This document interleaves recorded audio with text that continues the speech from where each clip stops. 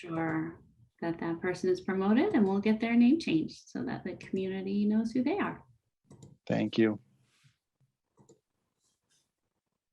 Welcome, everyone. You should have control over your mute and panelist buttons. Junie, I am just getting your status changed, if Zoom will let me.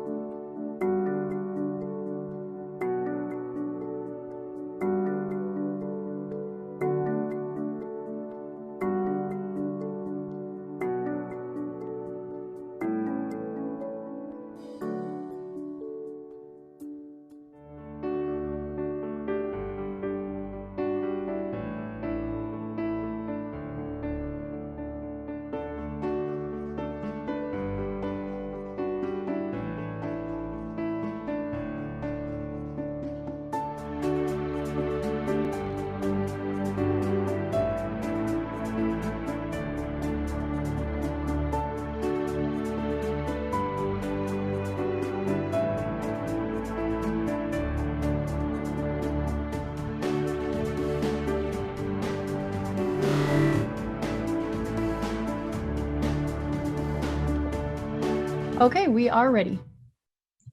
Great. And we are recording, Mayor. All right, very good. Welcome everyone to the Tuesday, August 24th, 2021 special meeting of the Boulder City Council. Alicia, would you please call the roll?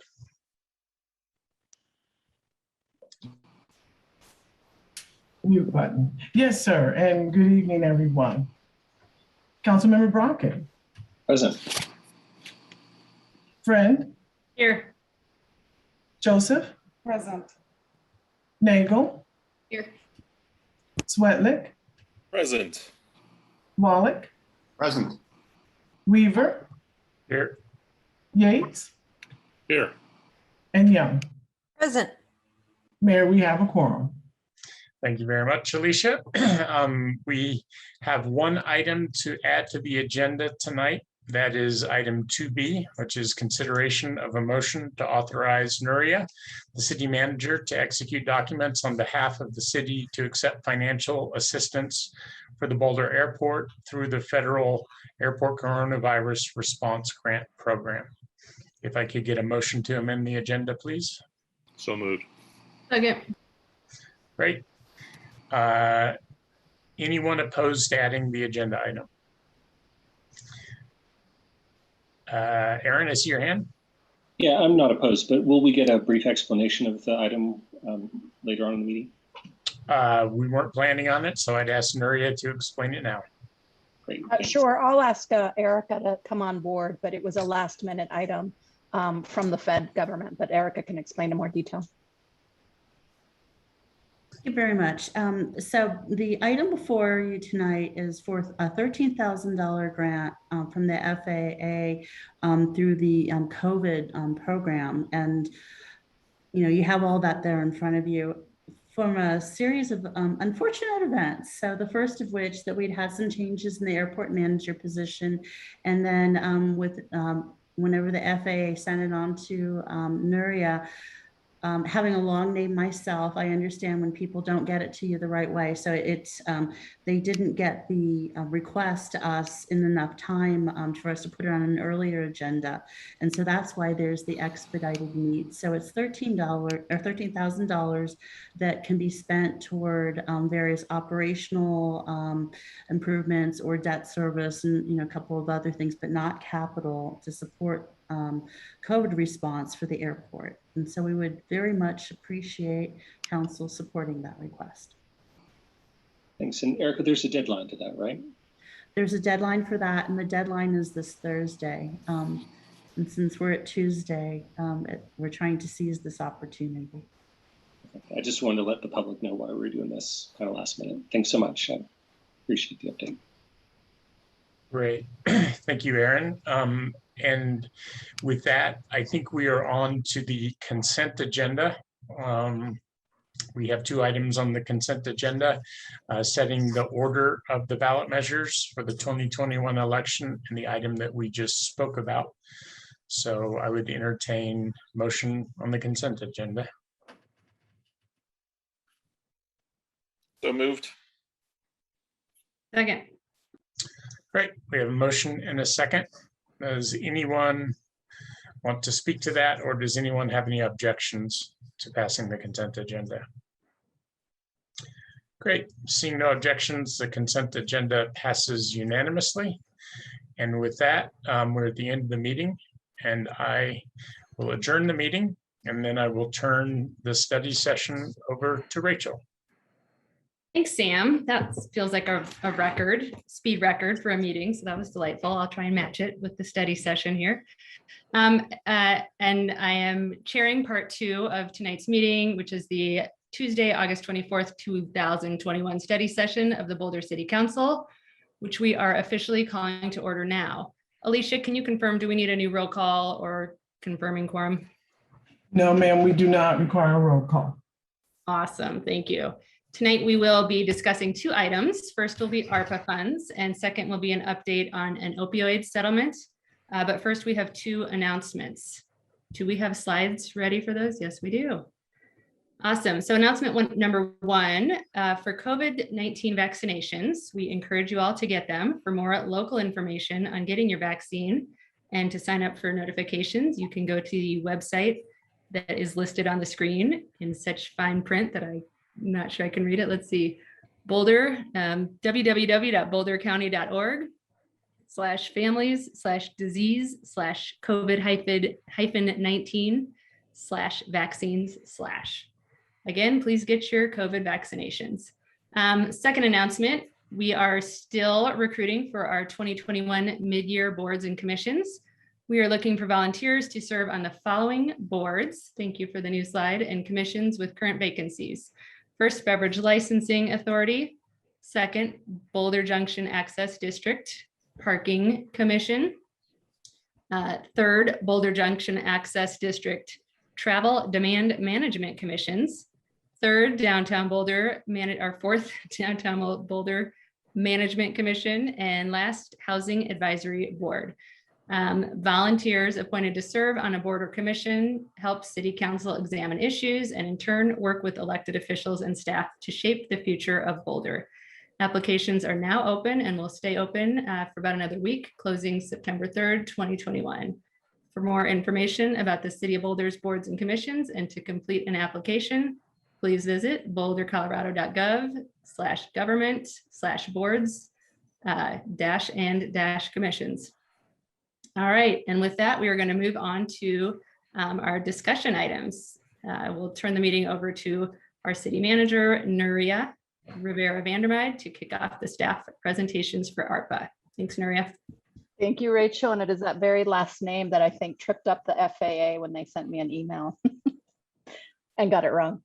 So today we're going to be discussing ARPA funding use, and I'll say that we've got tremendous staff who often step in when we have complex cross-departmental projects, and the use of such funding and what we're going to do it either now or in the future is something that we wanted to engage a variety of staff members on. So you'll be hearing from Mark Wolf from Community Vitality, who graciously accepted this assignment to sort of lead that team as we move forward, and Cara Skinner in finance, who's been assisting as we look at that as well. A variety of folks from the departments have been really involved, but with that, I will shift it on over to Mark and Cara.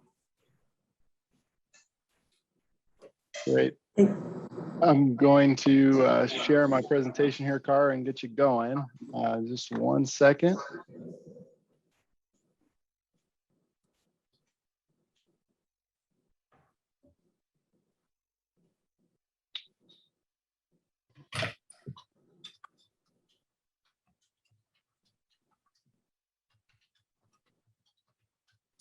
Okay, well, thank you, Council.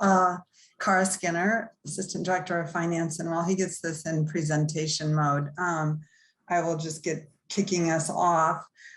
This is, oh, I guess I thought for the next slide, but can you go to the next slide, Mark? Thanks. This is our agenda for this evening. I'm going to do a quick high-level review of how services have been impacted by public health orders and our budget reductions. And then I'll provide a revenue update and an overview of service restorations and the special adjustment to base. And then, as Nuria noted, Mark will lead the discussion on the ARPA funding. Next slide. So to set context for service restorations and the special ATB, and particularly our ARPA discussion, we wanted to do a high-level review of how services have been impacted since March of 2020. And as you know, we eliminated many positions and held many others vacant, and as a result, that did impact our service levels across the organization. We also deferred capital projects, and to protect public health, we did provide less or fewer in-person services.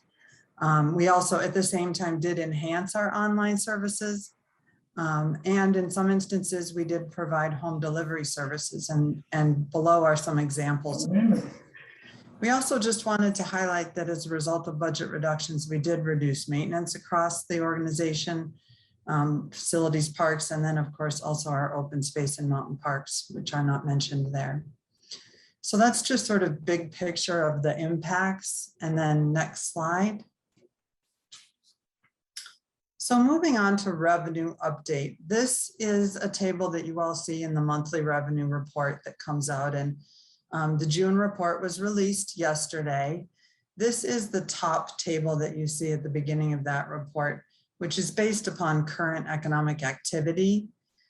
This chart actually has a couple additions. However, you'll notice the first numbers column, we did add 2019 figures for all of the sales and use tax categories. And then the very last column, we calculated what the compound annual growth rate would be from 2019 to 2021. And we thought that was important. We heard that from a number of council members, and we've been sort of speaking to the difference between 2019 and 2021 in the report, but we thought it was important to actually share the numbers here.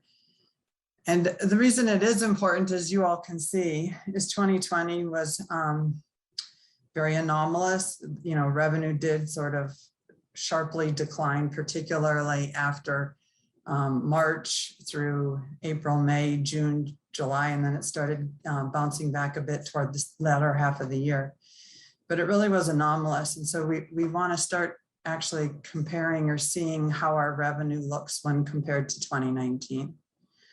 So if you look at that first row, the sales tax, Clearly, if you look at the year-to-date dollar change, that is comparing 2021 to 2020, and the number is large, 8.8 million, more than 2020, which is a large year-to-date percent change of 19%. However, the compound annual growth rate is only 2.5% when calculated from 2019. So much flatter growth, if that is sort of our starting point. If you look at the use taxes, those are also showing very strong growth, particularly when compared to 2020. They also are showing strong growth when compared to 2019. Overall, revenue is up almost 20% when compared to 20. Again, not surprising since it was it had that sharp decline in 2020, but 3.5% compound annual growth when compared to 2019. And next slide. So this really just is a visual of the first and second lines combined on that previous slide, which is sales tax revenue alone. So this does not include use tax revenue, but it does include that recreational marijuana additional 3.5%, and it includes audit revenue. So this again is just sort of a visual, so you can see how we were moving up from 2018 to 2019, and then we had that sharp drop in 2020. And then in 2021, we have come back to a level above the 2019. We did add this yellow line, and I'll explain what that is. The 55.9 million, or the figure that is attributed to the blue line in 2021, includes revenue that we received in 2021, really because council approved the marketplace facilitator ordinance last fall, which required marketplace facilitators to begin collecting and remitting sales tax revenue to us. Marketplace facilitators, the best explanation is if you buy on Amazon, if you buy from an Amazon company, they were already remitting. But when you were making purchases from Amazon from one of their marketplaces, so it was not an Amazon owned company, they were not collecting and remitting until last fall. And so that was a significant change. So the yellow line shows what our revenue would have been had we not had that marketplace facilitator ordinance in place. So sort of that's more apples to apples comparing 2021 to 2019. And if you look at those two data points, it shows 2021 a little bit flatter, which sort of is indicative of economic activity as we knew it before. But again, just sort of a good visual of what has happened. Next slide. This slide is just sort of to convey that use tax is very volatile. This is total use tax, and each line represents a year. And then it's the different months. So what this is trying to show, and it's pretty wonky, but is that it really bounces around month to month. And so you can have very strong month one month, and then it can fall off the next month. We've had 3 very strong use tax months so far this year. But we don't know what is going to happen in the last 6 months of the year. For example, is construction use tax has had 4 very strong months already. One as high as $1.9 million, but June was only $500,000. So it can vary significantly. Next slide. This table is now moving from sales and use tax to the general fund revenue. So this is talking about our general fund revenue forecast for 2021. We again added 2019 actual revenue in that first column. And we'll also just note that the previous slides were sales and use tax across all funds. And there are other funds that are sales and use tax supported besides the general fund. So this is now the shift to the general fund. So if you look at this forecast, our 2021 revised revenue projection is 157.4 million, which is 10.1 million more than what we had in the approved budget. So that is good news. And you'll see from the first line that a lot of that relates to retail sales tax. And then the second line, it also relates to use tax. We did add property tax line here, even though there is no change from the revised revenue projection from the approved revenue budget. But we just wanted to highlight that, you know, the housing market has been in the news a lot and the increase in property values. And we just wanted to reiterate that that does not impact this budget year. The reassessment for 2021 will impact revenue in 2022. And then all other revenue is also forecast to increase over budget. Some of the revenue sources that are trending higher are accommodations tax and some parking revenue. So total is up about 10.1 million or 6.9%. And then we just also wanted to capture that we have already appropriated some additional revenue earlier in the year, the advance to the eviction prevention and rental assistance services program.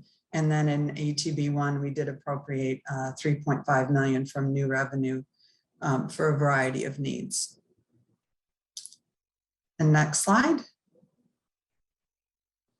So as revenue has been improving, we just wanted to share what the city's or staff's approach to service restorations has been. And departments have been very thoughtful and have had a lot to consider when proposing service restorations. And this slide lists many of those considerations. The last bullet really captures the overall approach we took to how to fund ongoing restorations, and that we looked to fund those ongoing restorations with ongoing city revenue and not ARPA funding.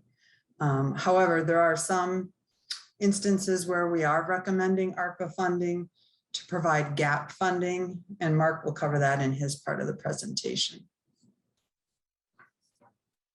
Next slide. So this slide just highlights in the special adjustment to base that you will consider next month. It does include some funding to start restoring services and importantly to restore positions and hiring staff so that we have the capacity to restore those services. And here are some examples. Library services, support for arts programs and cultural grants, recreation services, forestry, park maintenance, and then staffing to support the reopening of the Penfield Tate III Municipal Building, as well as Age Well programs.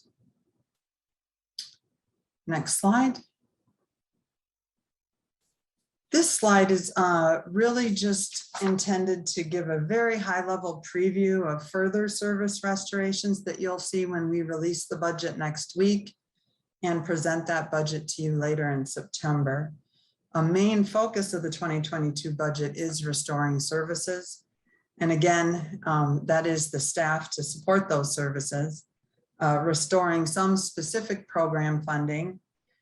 And we also wanted to highlight restoring maintenance activities, again, across the city, particularly open space and mountain parks, transportation, parks, and the urban forest.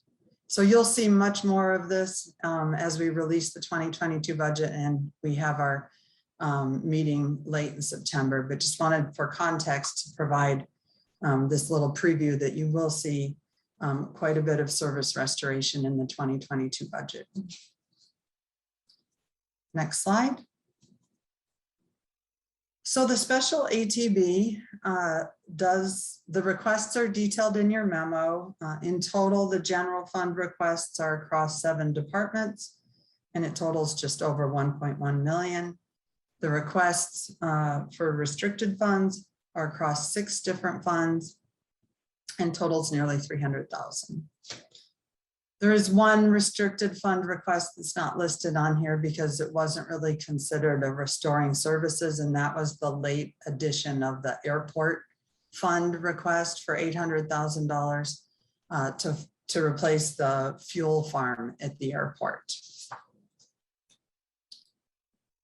Next slide. Next, this was also described in your memo. Staff is recommending that we make a one-time restorative payment to current employees who took the 2020 extended holiday furlough days. And that restorative payment could be equivalent to up to 6 days if they in fact took the 6 furlough days. The total cost of this payment would be $1.5 million. And that would be attributed to the funds where the employee is budgeted or funded. And of that, the general fund would have a cost of $700,000. And the other funds together, the cost would be $800,000. It is across 22 funds, and the payments would range quite widely for those other funds, depending on how many employees are impacted. So in sum, this is sort of the last slide about dollars. The general fund special appropriation would be about 1.84 million. That was 1.14 in service restorations and 700,000 in this one-time restorative payment. And then the restricted funds would be 1.9 million across both the service restorations, the one-time restorative payment, and then the airport fund request. So next slide. So that is the end of the special ATV and revenue update section. And so if you have questions, I'm available. Thank you, Cara. Please raise your hands if you have questions. I see Bob Yates. Thanks, Cara. That was real helpful. And I know that was a bit of a preview for the adjustment to base and the budget, which we're going to see next week and talk about next month. Just as part of that preview, could you remind us all, I know that before COVID, we were kind of moving our reserves, our general fund reserves up about a point a year. I think Jane had a goal of trying to get them up to about 20%. I think we were on the cusp of getting to 20%. We were like at 19.5%, and then COVID hit. I think we had to dip into our reserves a little bit. Can you remind us where we are on reserves, general fund reserves now, and then and can you preview for us where we'll be heading with the 2022 budget?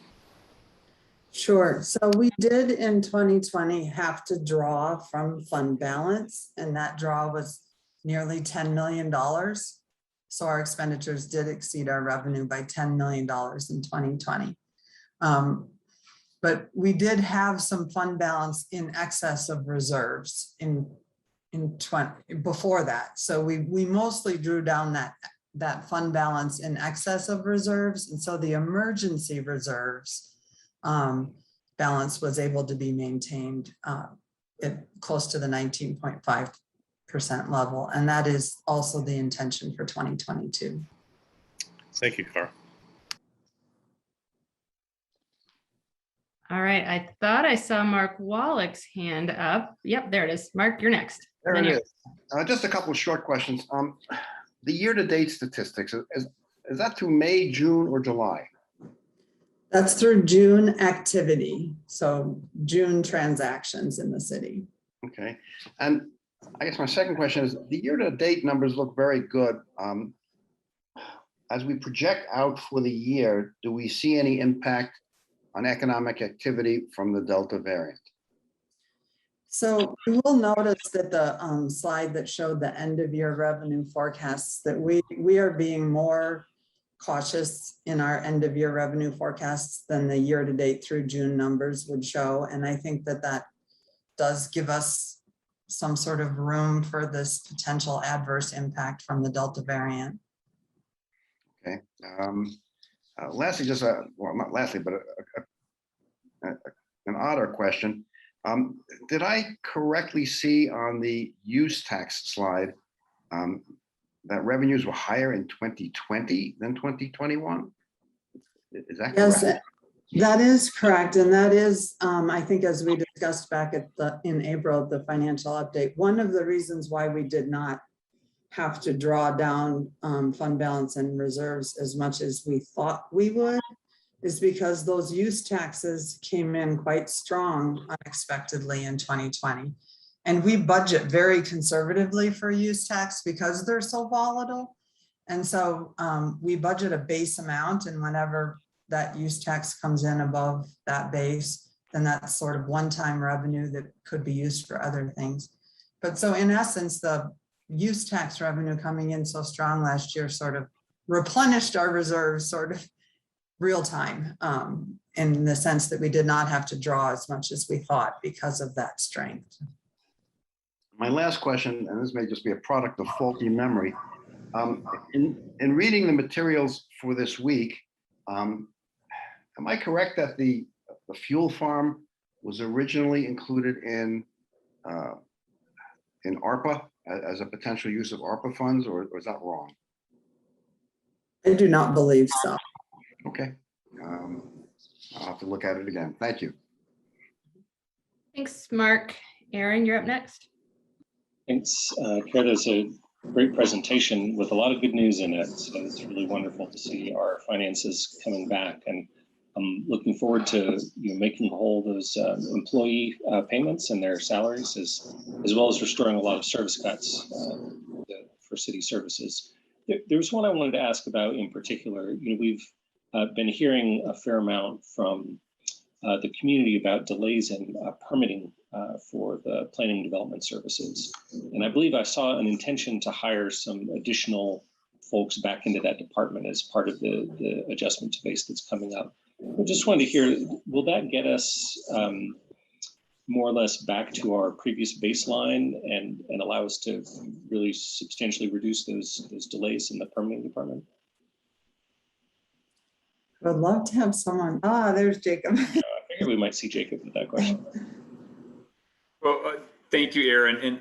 And the answer is that it will not fully restore the staffing levels or the service levels to the pre-pandemic numbers, but it will get us about 75% of the way there. We put in a slate of requests for 13 individual staff members, and it will significantly help us to restore our service levels. It does not get us back to pre-pandemic levels, but it's pretty significant. And I will also add that in making this request, we examined every single position that we requested in light of restoring our service levels to the pre-pandemic state. That was the specific purpose behind every request that we made.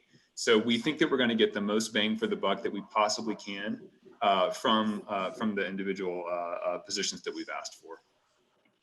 Appreciate that, Jacob. And so it's great to hear that we'll be making significant progress on that. And hopefully if our revenue numbers hold up in the way that they're trending, we can get all the way back to that pre-pandemic service level before too much longer. Thanks. Thanks, Aaron. Adam, you're up.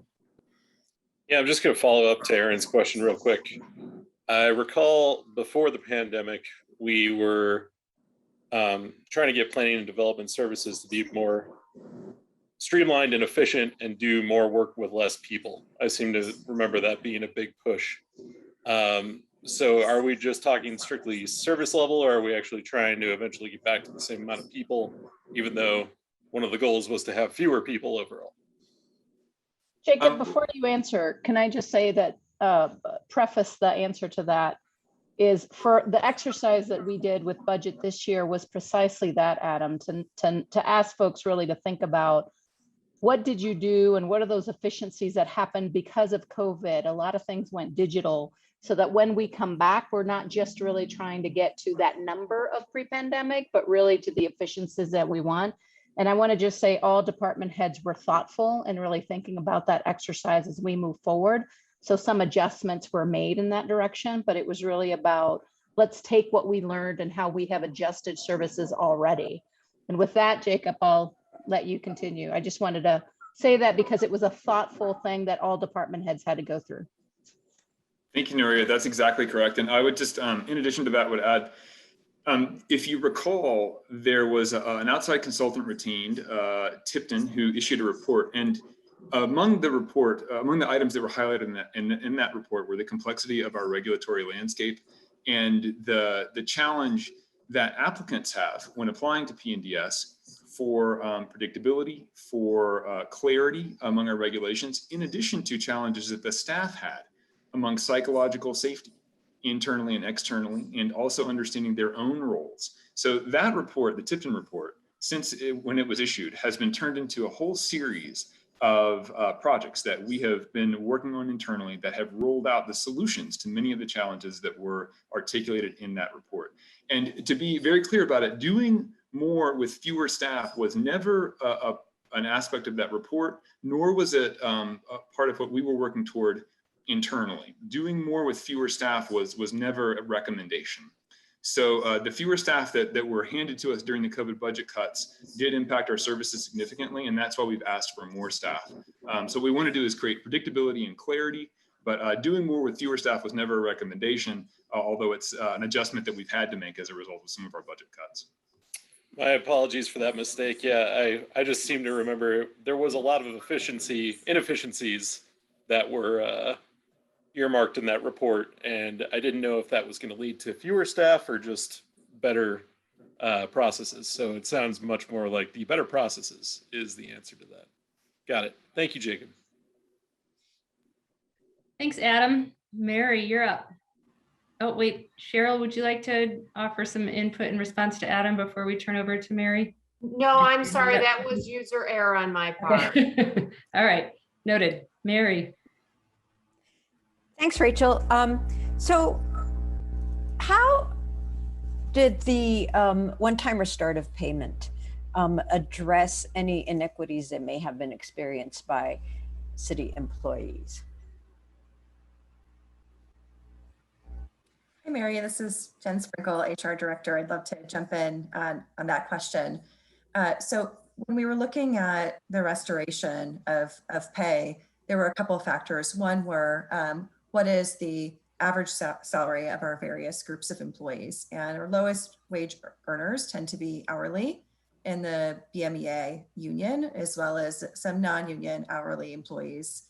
And that's what we were looking to address first and foremost is employees that took a pay cut in 2020 as a result of those extended holiday furlough dates. And so those were factors that went into our decision-making process to ensure that we were addressing the folks who had those types of impacts. Thank you, Jen.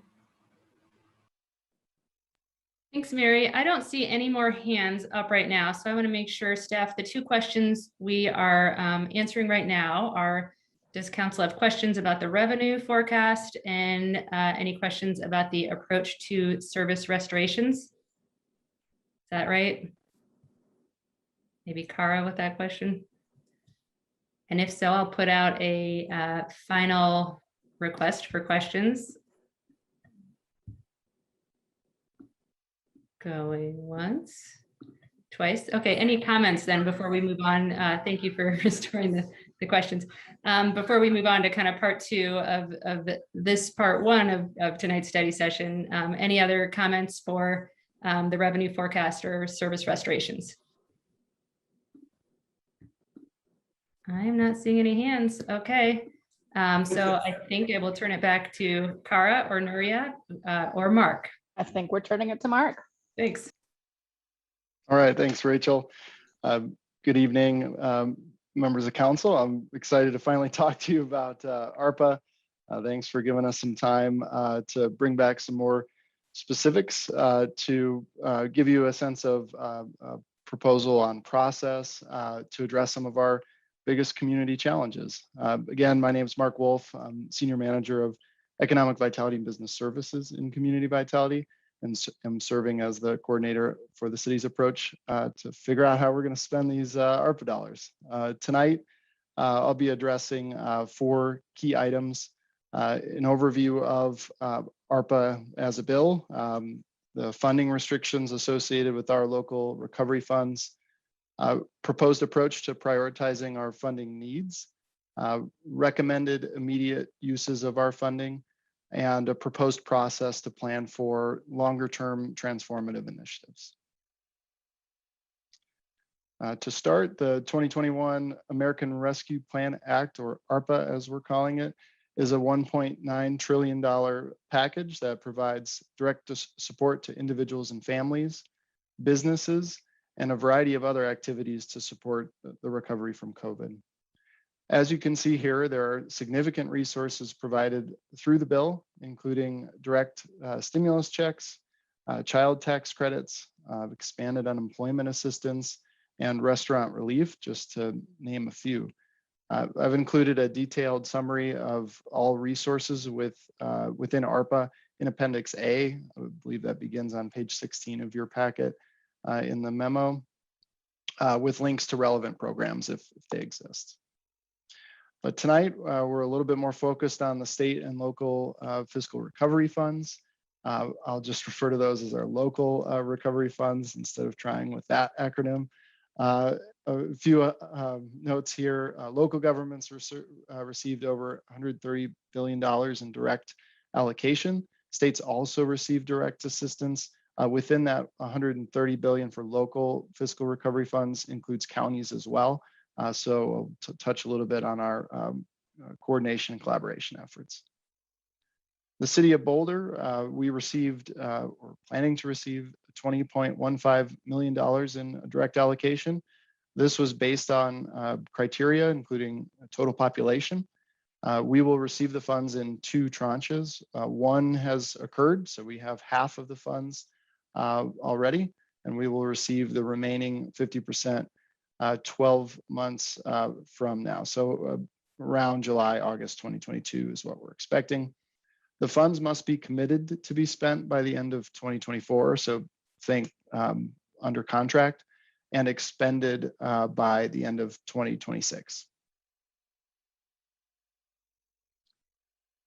The U.S. Department of Treasury has issued interim final guidance as to the eligible uses of local funds. While it's not final yet, we do anticipate that the eligible categories will not change significantly. The important thing to remember for eligibility is the tie back to the recovery from COVID. So individuals, businesses that were negatively impacted by the pandemic. The allowable uses of funds are organized in 5 specific categories. The first eligible category is in support of public health expenditures. This includes COVID-related prevention activities and also includes the support of behavioral and mental health services for those most impacted by the pandemic. The second eligible category is perhaps the broadest. Addressing the negative economic impacts includes eligible activities such as direct support of individuals, the workforce, and small businesses. This category also includes the restoration of public sector capacity to pre-pandemic service levels, which we'll touch on in a few slides. And last, the category allows for broader investment to serve the hardest hit communities and families. Under this category, Treasury defines the hardest hit communities and families as those within a specific HUD designated geographic area and or those disproportionately impacted by the pandemic.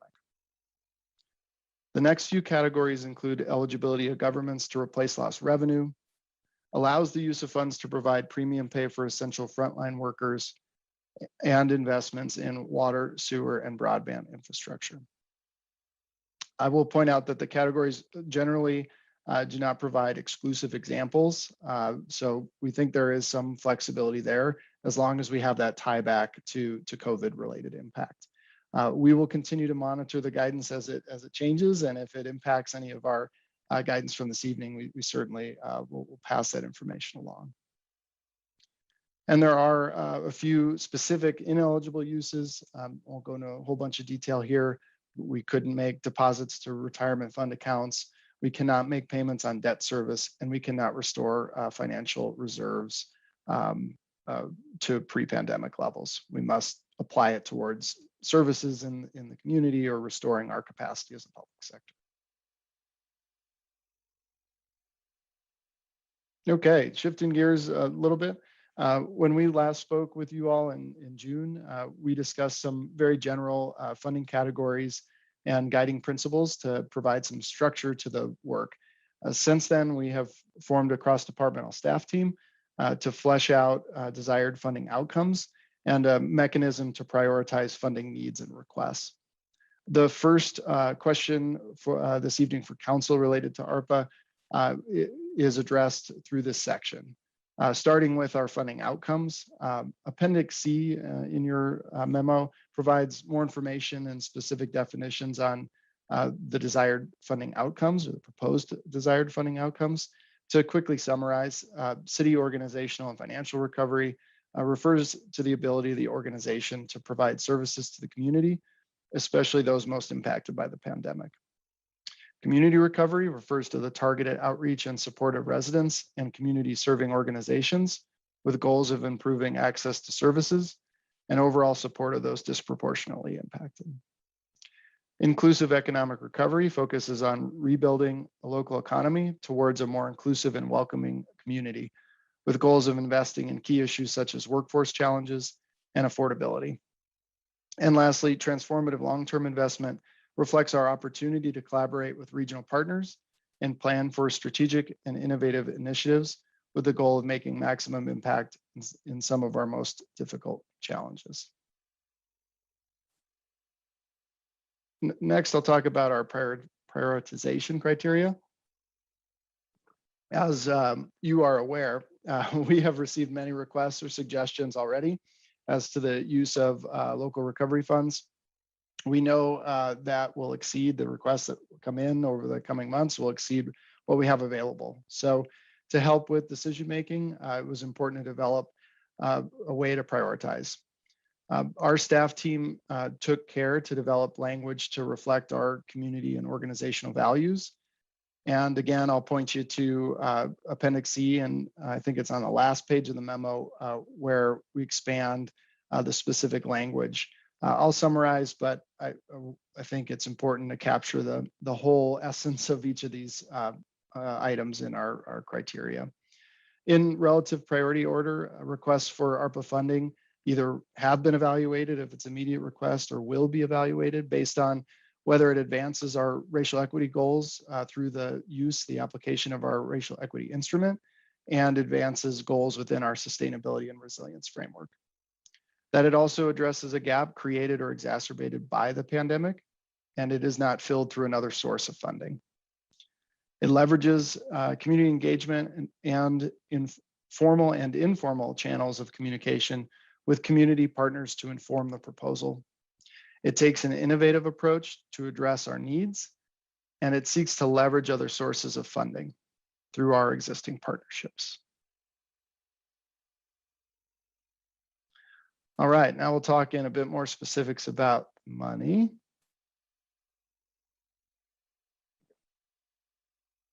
Before we get caught in the details here, I want to let Council know I'll be walking through each of these categories separately just to provide a little bit more information, but hopefully this bases you in our overall approach here.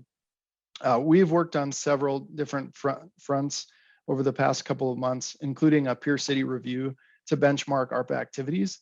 That information is also contained within the memo in Appendix B. Many cities are setting a threshold of spending on immediate needs of anywhere between 10 and 20% of the total allocation. We'll talk a bit about why that's the case in a moment. For Boulder, we've identified approximately 2.1 million, that's that yellow section of immediate needs based on input across the organization, leveraging our existing relationships and engagements. Approximately 868,000, that small little bluish bar on the top there, is recommended for the limited one-time service restorations that Cara mentioned earlier.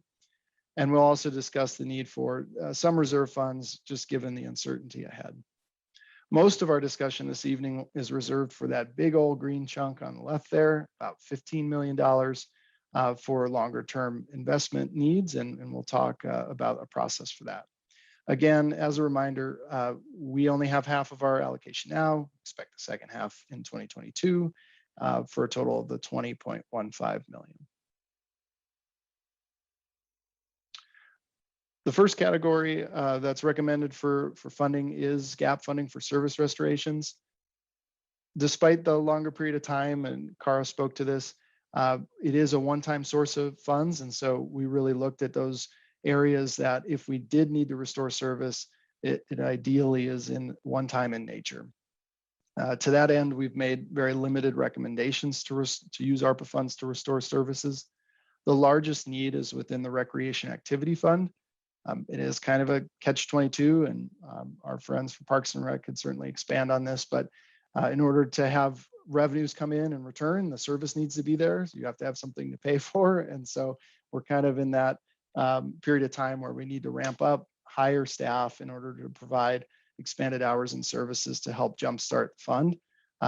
It probably isn't the entire scope of the need. I can say it isn't as of current projections, but the $600,000 now will certainly help us restore service beginning in September of this year to make sure that those services begin to be available as we get into the fall and winter months. Another recommended service restoration is for the severe weather shelter. $200,000 would maintain shelter bed space during high demand time periods and allow for hotel room availability to replace bed space lost due to social distance requirements. Additionally, this will assist with expanded stays in hotels during critical weather events. Additional gap funding is recommended in smaller amounts for restorations in neighborhood connections grants and public arts maintenance. Now I'll turn to talking a bit more broadly about immediate needs. In May, departments provided recommendations for the use of ARPA funds based on known gaps and needs at that time.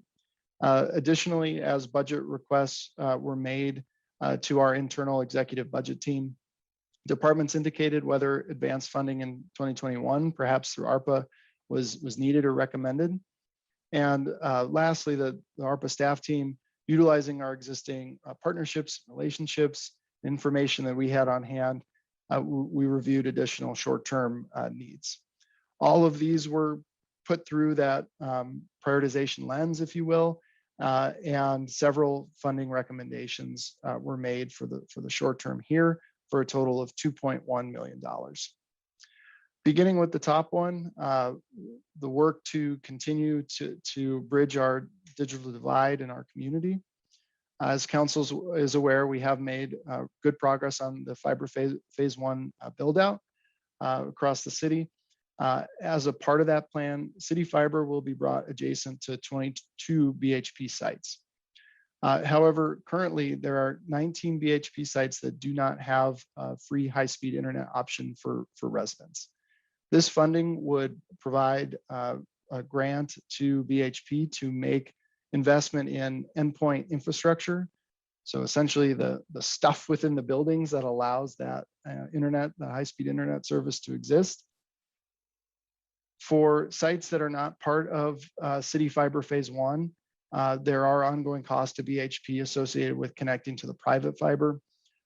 Those costs are not reflected in this amount, but we are actively working with BHP and our IT department to identify potential bridge solutions and including looking at the longer term fiber Phase 2 scoping. The next section is in our small business, continued small business and local economic recovery assistance. One proposal is to expand our microloan program. This would be to target those businesses that have not had access to traditional means of capital. Expand and pilot affordable commercial programming for small businesses, looking at ways to reduce overall costs for businesses. Another couple of proposals are to provide direct support to some of our hardest hit industries, including our arts industry and our Convention and Visitors Bureau, specifically in promoting safe visitation as we enter in the fall and winter months. A couple of other items here. Utility bill assistance. We know that individuals are continuing to run into challenges in paying a variety of different utility bills. Just looking at our city water bills, we have seen an uptick in delinquency over the past several months. So there is a need. We do not have a program established yet, but we're working very hard with our partners in utilities and HHS and some of our community partners and regional partners to identify a way to help. And so $400,000 represents what we think is about the need for those that have COVID-related impact in paying their utility bills. The last couple here are continuation of certain programs that we funded through the CARES Act in HHS and food, childcare, healthcare access, and gap funding for emergency rental assistance if that is necessary over the next several months. And the last one here is in providing support to accommodate our hybrid work so that we as a city organization can continue to provide service delivery excellence in a different model. And last, for immediate needs, everything seems to change daily, as you all know very well. So we're recommending an additional supplemental authorization in a couple areas. One is for emerging needs. So again, if we're looking at capacity restrictions or different types of, if the needle is moving over the next several months, there may be things that come up that we need to be nimble as an organization. If we were to tap into this amount of money, that would be communicated very well with council and the community as to why that is and what the need is. And then just as we did in the CARES Act, we set aside some dollars for public health needs if they arise. We did access those funds in the CARES Act for testing sites. And so we're recommending to set aside $1 million in case we need to do that as well in any public health related area. So to go back to the pie chart that you saw, we have the 868 for our gap funding, 2.1 for the immediate needs as I've walked through, and the two reserves. For the about $3 million expenditure that we're seeking for identified needs, that reflects about 70% for community recovery activities, 20% for inclusive economic recovery, about 10% to support our continued city organization recovery. All right, now we're going to talk about that big green bar. Sorry, I'm going to turn on a light so I stop looking orange in the screen. Thank you. So we talked about 25% of our funding. Now we'll talk about the 15.1 dollars that we're setting aside for transformative funding opportunities. We are seeking feedback on this process and potential areas of focus for that investment. So again, language is important. What are we talking about when we're talking about transformative initiatives? What we mean by that is it's a once in a generation opportunity to align resources and maximize our impact, especially in some of our most difficult challenges. Many of these challenges will require collaborative solutions, both from the other public entities and the private sector, and require additional resources well beyond the 15 to 20 million that we have available. So we want to take time to leverage those dollars. We want to be ready for the infrastructure package at the federal level took another step forward today. So that's another potential opportunity. And given the time period that we have for ARPA funds, which is a different scale in time than we were dealing with under CARES, we have the opportunity to go back and review some of our unfunded or underfunded master plans that we can coordinate with our partners better and ensure alignment with the community on the expectations for addressing some of these major challenges. This slide is one that we would like to spend some time with council on this evening. These are the proposed areas of focus to guide our priorities for those longer term transformative funding opportunities. The examples of initiatives in the far right column are not intended to be exhaustive by any means, but rather meant to spark conversation. We're hoping that council will devote some time to providing us feedback on those, emphasizing particular initiatives that are listed or pointing out those that may be missing. This will help guide our staff time over the coming months in what to prioritize. The three areas of focus, public health and safety, affordability and service access, and community and economic resiliency, are some time in that time frame to discuss specifics and hopefully approve some more specific plans. And that is the end. This evening, we have a whole bunch of staff here as well to help with some of the specifics will do my best to provide answers to maybe the easier ones or more directly related to ARPA. The two questions we have this evening are related to the process and prioritization, and I'm happy to pop up any slides as necessary. And the second is really about that longer term planning and making sure we're capturing any of those initiatives that are most important to council. Thank you. Thanks so much, Mark. Let's start with just what questions we might have. So we have two questions to answer: whether we support the process, and what are the areas of recovery that should be emphasized in medium and long term. But before we share the feedback there to answer those questions, does anyone have questions about Mark's presentation? Mark Wallach, you're up. Okay. Couple of questions. With respect to the digital divide, I think that's great, but aren't there parts of this community that are on the wrong side of that digital divide, other than those that are operated by BHP? And if so, are we making any provision for funding for those areas? Yes, you're absolutely correct that there are areas of the city that don't have that access. What I can say is that we are in the early stages of scoping for phase 2 city fiber, which hopefully will include some of that planning for those underserved areas. Some of those BHP sites, the 19 that I mentioned, are not a part of fiber phase 1 as well, and don't currently have an option for free high-speed internet. So we're making some progress in the short term there.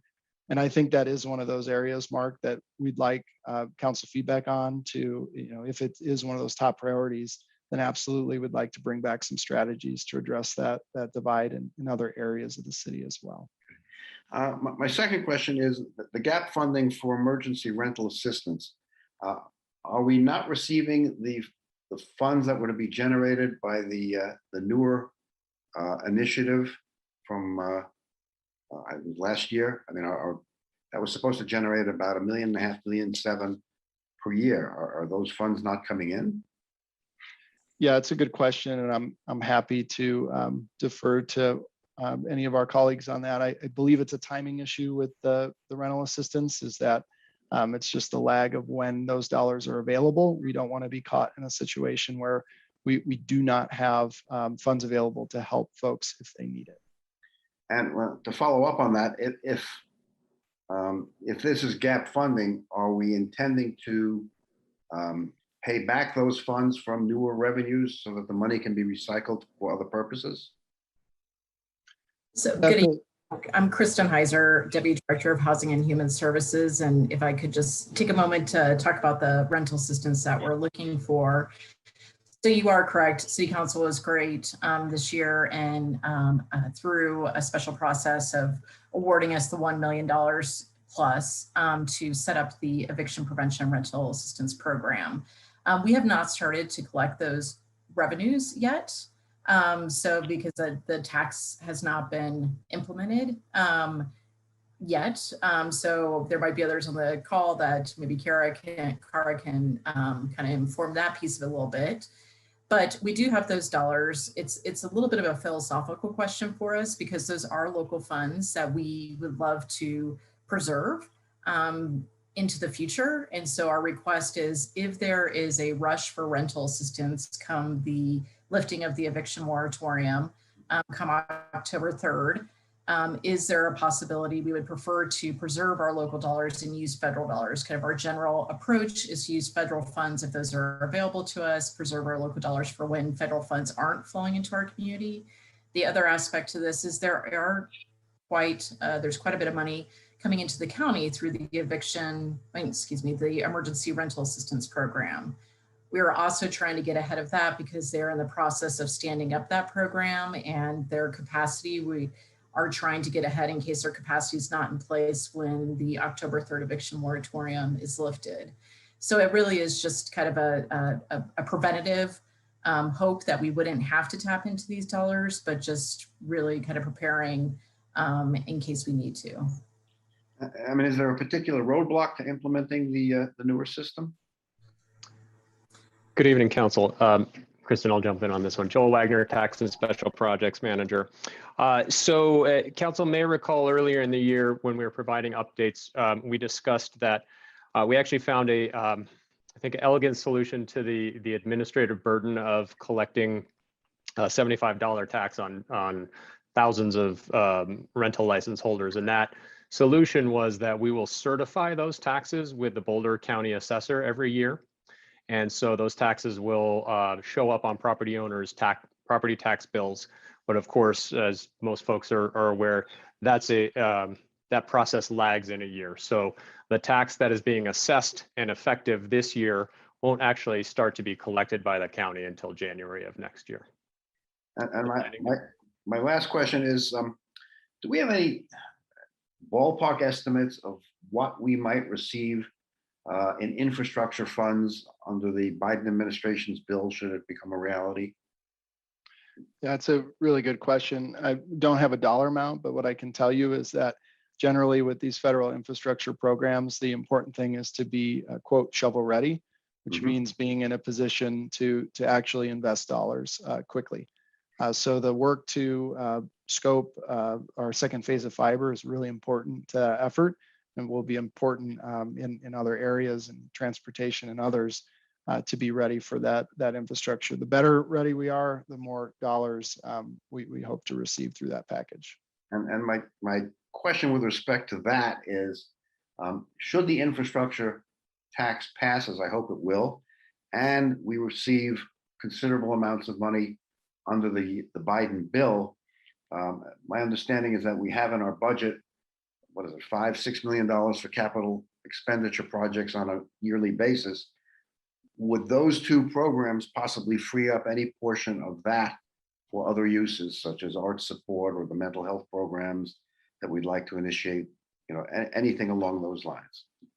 Would we be in a position of maybe diverting part of the CapEx funds in our general fund to other uses? Yeah, I don't have a firm answer on that other than to say if we had an influx of federal dollars, we certainly could look at our approach to capital spending. It just depends on whether or not it's a one-time use of funds or not. If it's within the general fund as ongoing, certainly those could be diverted elsewhere. Cara, do you want to expand on that? Sure, thank you. And I thought I'd just also note that most of our infrastructure type funding is funded out of the transportation fund and not the general fund. And so it just might free up capacity within the transportation fund for other types of transportation related uses. Okay, thank you. That's everything. Thanks, Mark. Sam, you're up next. And Sam, you are on mute. It's a delight to be able to say that. It is awesome. When I'm running the meetings, I never hit that button. So there you go. The first question is about the equity instrument and how we use that new instrument in looking at the areas of focus. So I'm looking at slide 31, which is looking at that $15 million. How did we consider our new equity instrument in making these focus areas? Yeah, it's a really good question. So I would say that for the immediate needs, what we did as a part of our budget process, which continues to improve every year, is explicitly ask departments what is the racial impact or burden in the proposals for the 2022 budget. So we were able to get some of that information as we were considering who would be impacted by the service restorations. And in the longer term with the 15 million, it's really about our process and how we're going about researching each of these areas and making sure that the proposals are informed by those that will be impacted, and that we're considering kind of that broad impact before we start investing the dollars, so that we're not too late. And I see Amy that popped up and certainly helped guide our approach to this, and would love to hear if she has additional thoughts. No, I think you did a great job. I think that the key here is, as we're looking at those projects moving forward, ensuring we're utilizing the racial equity instrument in the design of those before we, like Mark said, start spending the dollars. Okay, super. Well, it sounds like you were thoughtful about that. So I'll follow up with one specific area that I was curious about, which is we've got down at the bottom of community and economic resiliency, a couple bullets are support of hardest hit industries by COVID. And then the next one is initiative to support lowering operating costs for small businesses.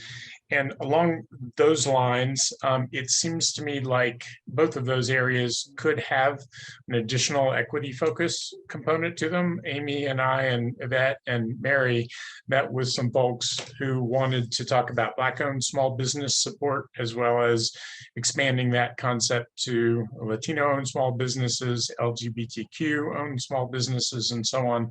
So I just wanted to hear from you guys how you might have thought about how to incorporate those kind of the support for those small businesses and the best way to get those dollars and communicate the program opportunities to those types of small businesses. So that'll be part of the stakeholder analysis when we utilize the racial equity instrument. Those are some of the community groups that we'll be reaching out to. Sorry, Lefty's got something to say. And just to add, Sam, to that question, the microloan program that I mentioned before, that is one good short-term intervention. It is still loan dollars, but our work through the community, through the Colorado Enterprise Fund, so we have an existing program that's $50,000. That's leveraged at 100%. So we have $100,000 typically on an annual basis to lend out. And the program itself targets those businesses that do not have traditional access to capital. A lot of times that's women and minority-owned businesses, though not solely. What we're planning to do with the additional 50 is, again, to go back to CEF and leverage those funds. And we're in conversations with them. But one thing that they've pointed out is they will be able to access the funds through Wells Fargo that they manage a specific program called the Black-owned Business Fund, which will help provide additional dollars into that. We won't have that be exclusive. We want to make sure we're not leaving any business behind that hasn't had access to some of the federal grant programs, federal loan programs. That's a good short-term help, but to your point on the longer-term need, we'll absolutely have to work with our stakeholders in all of our respective areas, Boulder Chamber, Latino Chamber of Commerce, and NAACP and others, to help inform our approach in the longer-term economic recovery. That's excellent. I think those community organizations that you just named are really important to have at the table in the discussion about how to get the word out. So all these programs are great, but how we make sure that the folks who need the dollars know that they can apply for them, and to give them help to apply for them is important. Two more quick questions. Those are good answers. Thank you. One thing I noticed, and I like, is that we have mental and behavioral health service expansions. All behind that, I think our next subject for the study session, we'll talk about that as well. But given that these are one-time dollars and that the service expansions generally require ongoing support, how are you thinking about the one-time dollars used to support mental and behavioral health services and homeless services expansion? How do we think about the one-time dollars versus what will become ongoing operational needs? Yeah, another good question, another tough question. So the good news with ARPA is, as I mentioned, we have a longer period of time, which would theoretically, if we were looking at some type of service expansion, if it was under contract with a third party or in a partnership, could extend through 2026. So that buys us some time to figure out the long-term funding. Not to say money will just fall out of trees, but that is part of the planning that we'd like to do, and bring back a more coherent strategy to say, instead of just, hey, apply X amount of ARPA dollars and we'll be done here, that we're thoughtful about that sustainable funding approach. Okay, super, thank you. And then I think my last question is, this $15 million bucket of money is, I think, an opportunity to use on some of our most intractable problems. One of those additionally is climate and climate action. So I was just curious what kind of thinking might have gone into how to use one-time dollars for climate action. And I've got some thoughts, but I'm curious what kind of conversation has already occurred around that.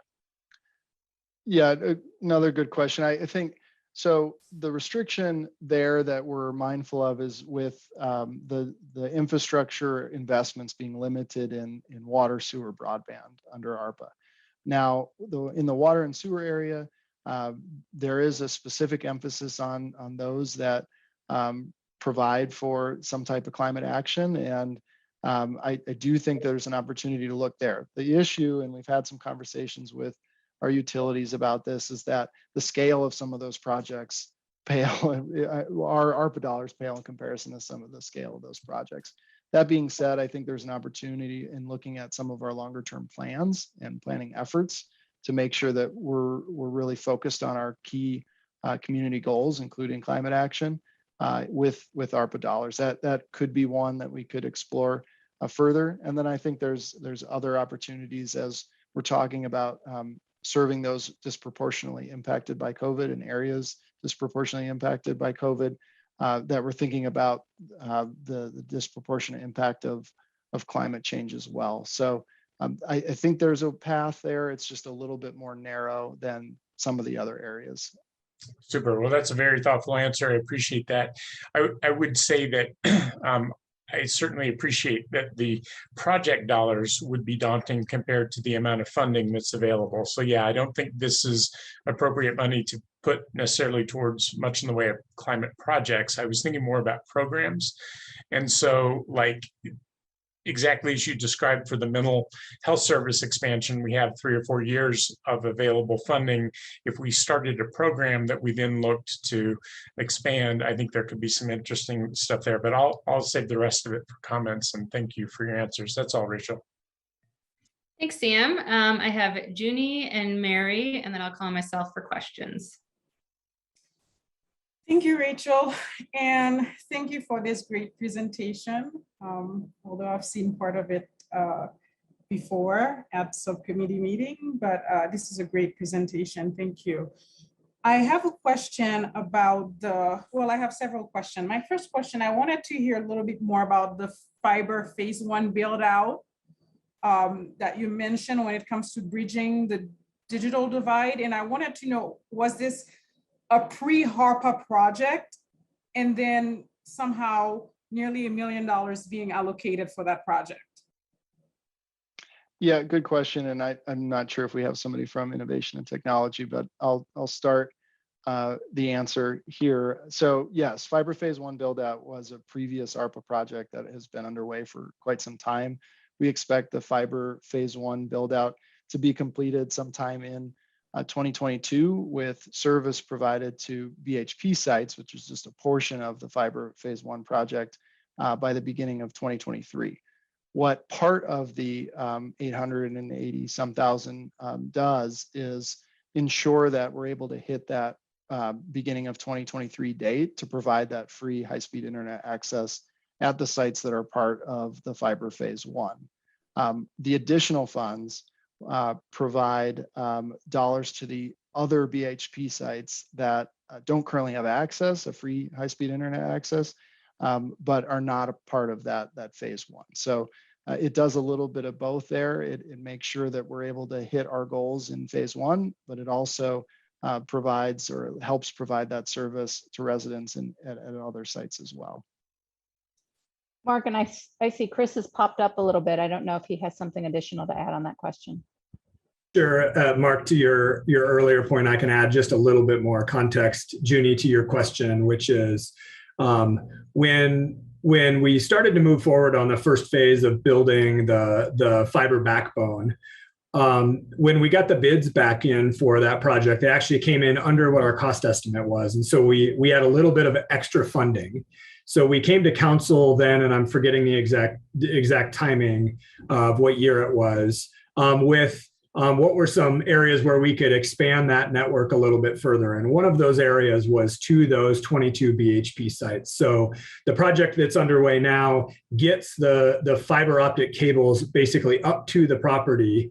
But then as Mark was describing, then they're still getting the electronics in the building to then actually provide the internet service inside the building. And so these additional funds would help go towards continuing to make sure that It's not just fiber laid to the property line, but indeed it's actually making that internet access happen.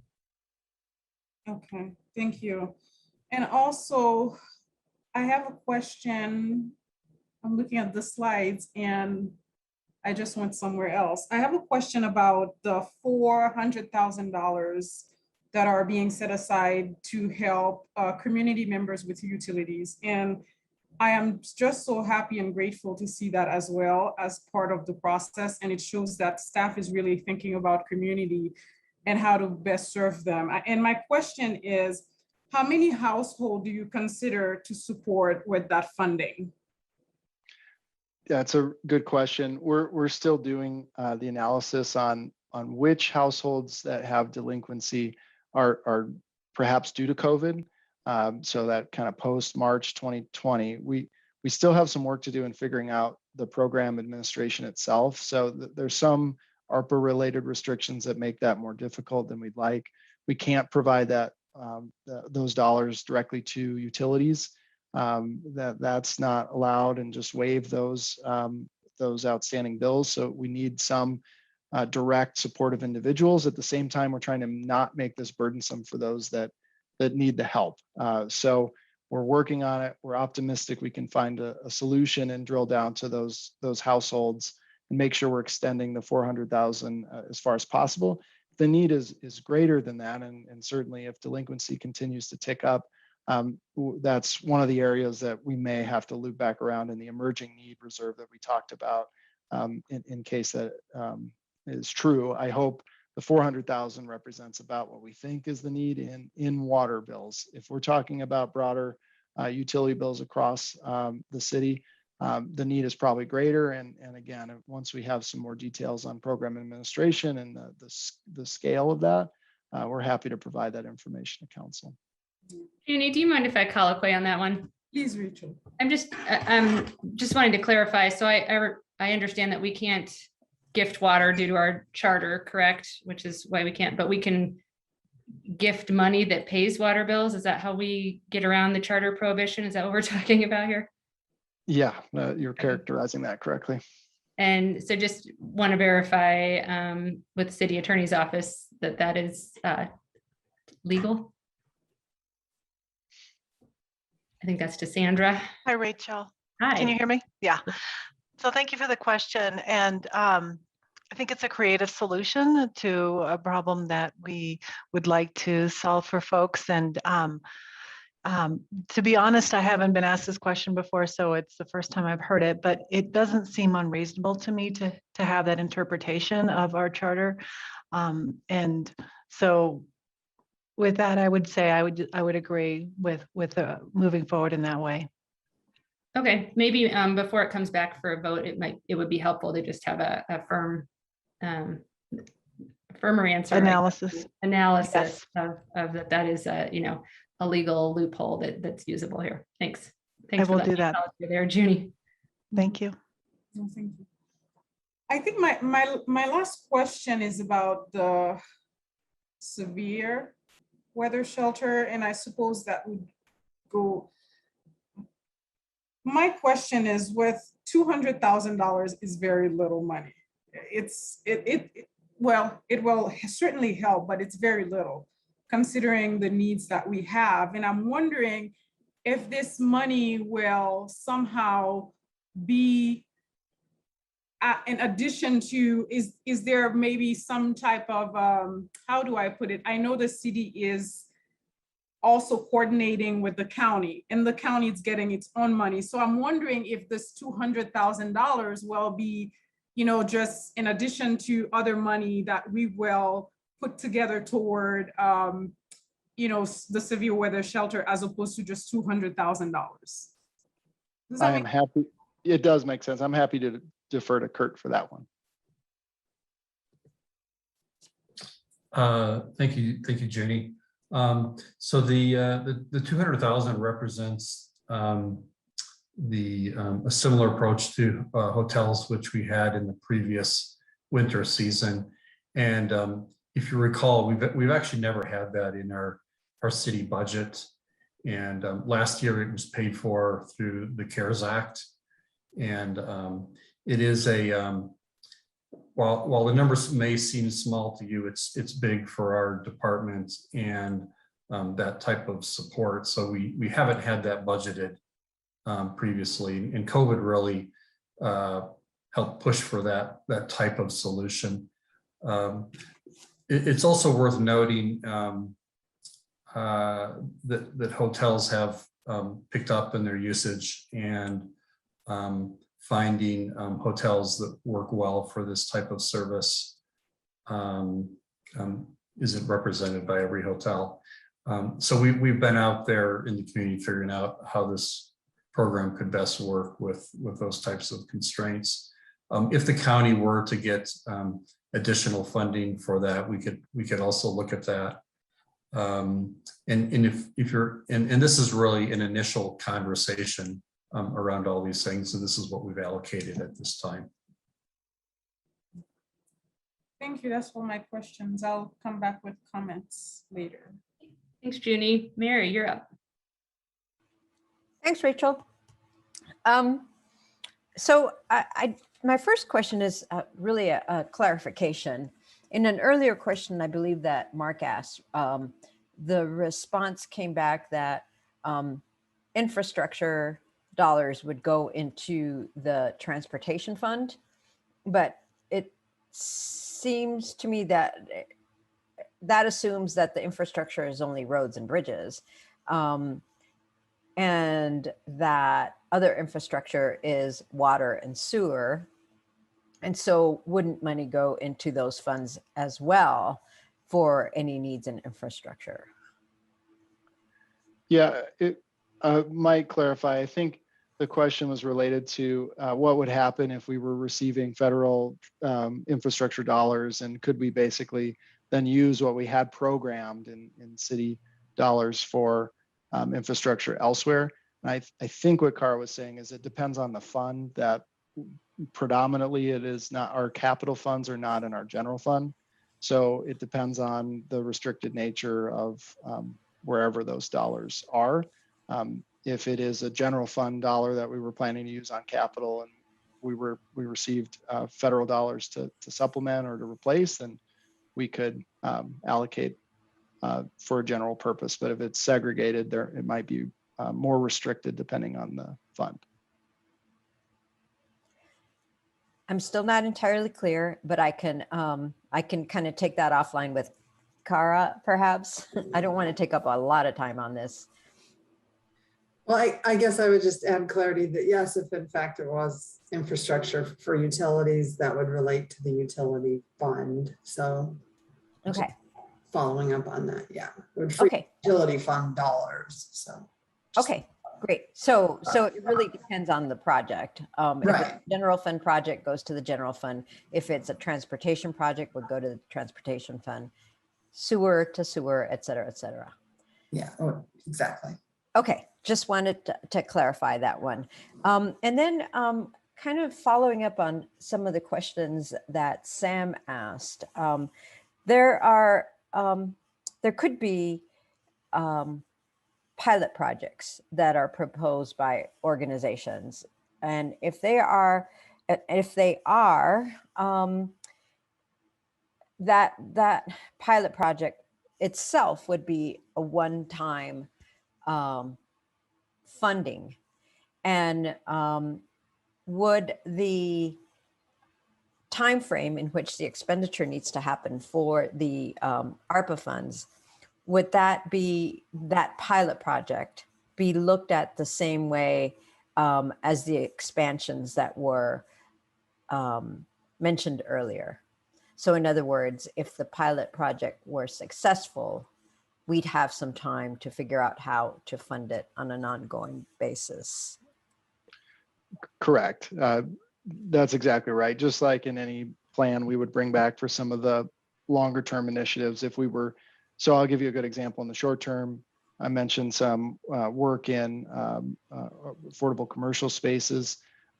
We are looking at expanded pilots essentially for that. So if we, for instance, figure out a way to participate in shared commercial kitchen space for food trucks and restaurants, and that's successful and something we think is appropriate for the city, to participate in the longer term, we could absolutely consider that, and that would be a part of any plan, is to say this is how we're proposing to use ARPA dollars. This is where we're unclear about the long-term use of dollars, and where we would need a little bit more research and work to make sure it's able to be funded sustainably. Great, thank you. And then another clarification question on the broadband. When Chris mentioned, you mentioned that when the bids came in for broadband phase 1, they were lower than anticipated. And so the money that was the delta between the budgeted and the lower bid, that went towards the BHP sites in the phase 2 portion of it? Did I understand that correctly? That went towards, as we were building this 65 miles of backbone, it went towards extending essentially some connections out to those BHP sites. It also included some other funding for things like connecting some of our traffic signals, that sort of thing. So that's all part of fiber phase 1. Okay. Yeah, which is separate from any of the future work. Okay, great. That's all I have. Thank you very much. Thanks, Mary. Adam. Thanks, Rachel. 2 quick questions.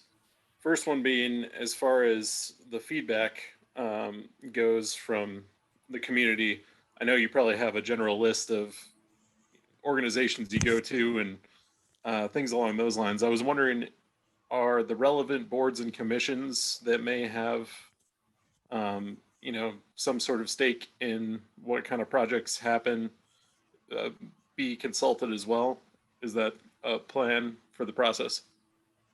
Yeah, it's a good question, and we have received some specific feedback already from certain boards or commissions. I wouldn't say we have an explicit process to go ask every board or commission, but there are absolutely going to be touch points based on the project or initiative, and we'll rely on our departments as we're planning and bringing back a strategy to say, this is appropriate for us to get some feedback from our boards and commissions on this project at this level or at this touch point. It'll depend, but certainly that is a part of the outreach. Thanks for that. Second question being, this funding allocation, it's going to bridge over 2 different councils. And so some decision making will happen in one council and some will happen in another. What are staff's contingencies should the new council decide that the original plans aren't what they are looking for in the final approval? Well, I certainly wouldn't want to predict the future, but what I can say is that your feedback this evening will be really helpful in helping us to prioritize the areas that we ought to be spending our time in researching and developing a more specific strategy. If that is under another council to consider those various different strategies, they can tell us whether those continue to be the priorities or we need to do some more work in going down the list. But what we're trying to do is reflect existing community goals, plans, engagements that we've already done, this council's feedback that hopefully are in close alignment to where we're trying to go together. And that'll hopefully help. It won't prevent future discussion by any means, but hopefully we will stay on the same track. Gotcha. I guess more specifically, is there importance in the timeline, or if there's a bunch of different goals that end up coming up with a different council, can this be extended a little bit past early 2022? Yeah, I think that'll depend on the amount of work once we find getting into these initiatives and developing those strategies that I mentioned. If we need a bit more time to make sure that it's realistic and it reflects community expectations, then we'll certainly let council know at that time. Our goal is to try to move as fast as we can within a reasonable time frame, and we anticipate at least making significant progress in some of the areas that we've outlined by the end of the year. Thanks for that, Mark. Thanks, Adam. I'm going to call on myself for two questions. First, one of the questions you're asking is, are there areas of recovery that are missing or should be emphasized during the long and medium term planning efforts? So for the longer term considerations, you've listed public health and safety, affordability of service access, and community and economic resiliency, I think. And then we're supposed to identify any that are missing. But for me, I would probably want to hear from, as Adam suggested, boards and commissions and community connectors sort of before I really could say whether any are missing or whether we've prioritized the right three. So I just want to clarify, what are you asking for in terms of feedback tonight before we hear from the community? Yeah, it's a fair question. Those areas of focus are intended to be broad. What we were specifically asking was looking at the list of example initiatives to say, are there anything within those initiatives that, based on your work and knowledge of the community, that you would place particular emphasis on, or see any glaring items that are missing. As we go through our process, I agree there are certainly things that, as we work with the community and other stakeholders, that may pop up that are not reflected on this list, and we want to make sure we can be nimble in response to those needs. But we thought this was a good starting point, is to try and identify what some of the things that have been talked about for quite some time in this community, and try to narrow in on those that we ought to be focused on in the next several months. Okay, that helps. Thanks. And then my second question is around, there's $1 million targeted on emerging needs. And it says that any need that arises, hang on, there's a dog that's going to go for my food here. Come here, Luna. Any need that arises will be communicated to council and the community prior to expenditure. So I just want to understand, could that 1 million be sort of flexed across all the departments or used anywhere? Are there limits to it, other than, as I recall from earlier in the presentation, there are some limits on what ARPA funds can be used for, like you can't reimburse our reserves. So would that million be just totally flexible, or what would the limits be? Yes, it would still be subject to the ARPA restrictions. Our intention would be to not access that $1 million. Ideally, there wouldn't be needs that arise over the coming months until we're back in front of council with a longer term strategy. But an example could be if we're looking at capacity restrictions again in indoor venues, and all of a sudden there's a need to try to patch through the late fall, winter months for arts venues and restaurants and so on and so forth. So that might be an example where we come back and say, council, could we spend a little bit of those dollars for that purpose? Another might be rental assistance if it takes even longer to have some of the county resources become available, and that need is greater if the eviction moratorium expires, so on and so forth. There's just things that, based on the reality of the public health situation, that may come up, and we want to be able to at least have the spending authority that we could notify, instead of go through a formal expenditure process, which, as you know, could take us 4 or 5 weeks. Okay, but it sounds like, though, it could be used for in any department. And so I guess I would just, this is probably getting into the comment section a little bit, but also going along with Adam's point about this is going to cross over 2 councils, and it may seem a little bit micromanaging, but it is $1 million. And I could see, some council members really supporting and others bristling at an expenditure. So I guess, given that it is a decent dollar value, even if a drop in the bucket in our budget, as Kurt Fernhaber just said, like, a couple $100,000 is a big deal for some departments. So again, I'm kind of crossing into comments here, so I guess I will be kicking off comments with it. But I would prefer that we keep that $1 million in a bucket that we would vote on, and especially because it could be used by a new council during a new council's tenure. And with that, I will open it for other discussions on, or anyone who wants to weigh in on the 2 questions, which are, Do we support the process for ARPA funding prioritization? And are there areas of recovery that are missing or should be emphasized during medium and long-term planning efforts? And I see Junie's hand. Thank you, Rachel. I had a question and I think I've answered it myself. I fully support staff's direction here when it comes to the funding. My only, I guess, issue, although I am the representative on council for BHP, seeing that we're setting aside nearly $1 million, which is great. We're serving community needs. We're serving people who are residents of BHP, but nonetheless, I get a sense, or at least based on my own perception, that it's a little bit lopsided when we're thinking about equity. And the question that is not answered for me tonight is, we have a few mobile home sites as well around Boulder, and I'm wondering, as part of the fiber phase 1 build out, are there any of these, mobile home housing will have similar access as well? Because we're setting aside $1 million for one group, but other parts of the community could be neglected. So I believe that, these parts of the community should actually be part of this process as well. So if we're gonna set aside $1 million for BHP, we should also set maybe $500,000 or $400,000 for these other parts of the community. It's just, to me, feel very lopsided. Although I am fully in support of BHP and the work that they do amazing work supporting our community, but they're not the only community that has needs. So I would like to see something like that as part of the process. To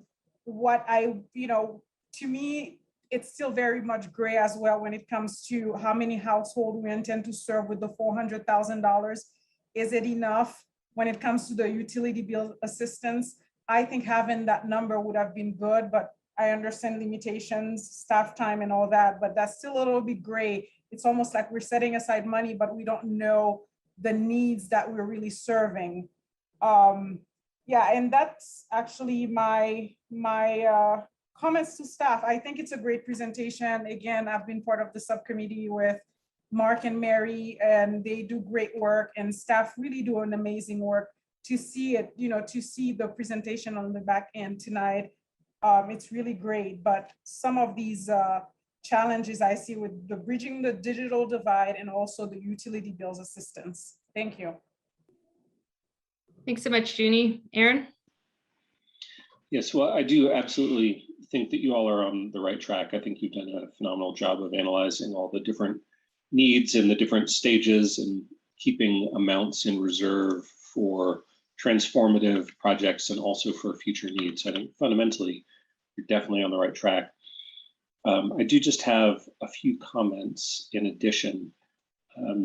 Building on what Sam and Mary were asking about in terms of pilot programs with one-time funding, I just would like to encourage you to keep that in mind. That I think it's perfectly fine to stand up some new programs, some new pilot programs with some of this funding, because I think particularly in the area of substance abuse and mental health treatment, like these are areas of deep underinvestment in our society and our community.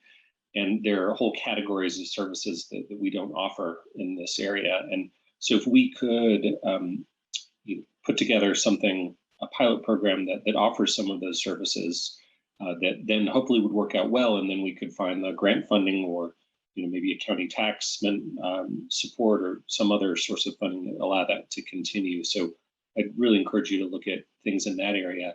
And in particular there to coordinate with the county.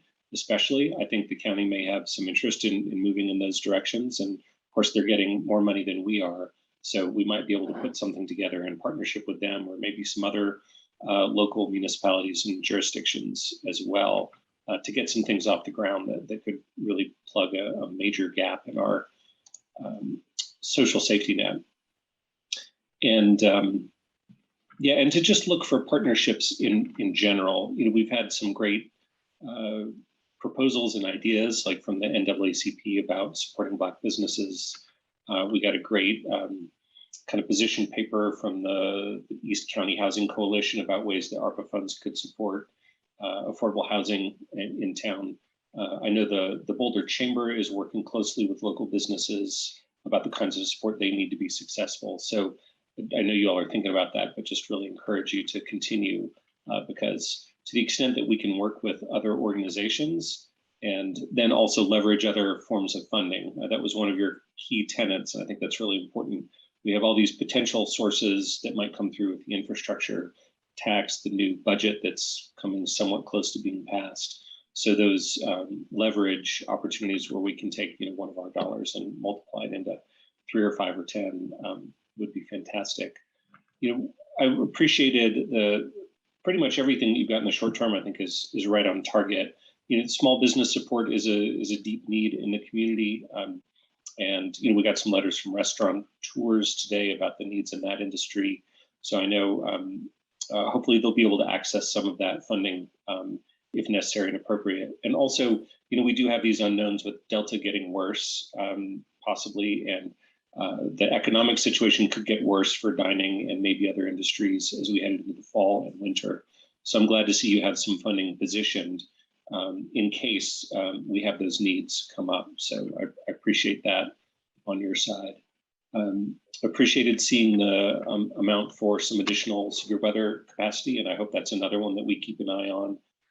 Again, if things get worse, that might be an area where we need to devote some additional funding to make sure we're successful this winter with our sheltering program, maybe whether that's hotel rooms or some other kind of short-term source. So I appreciate you working on that.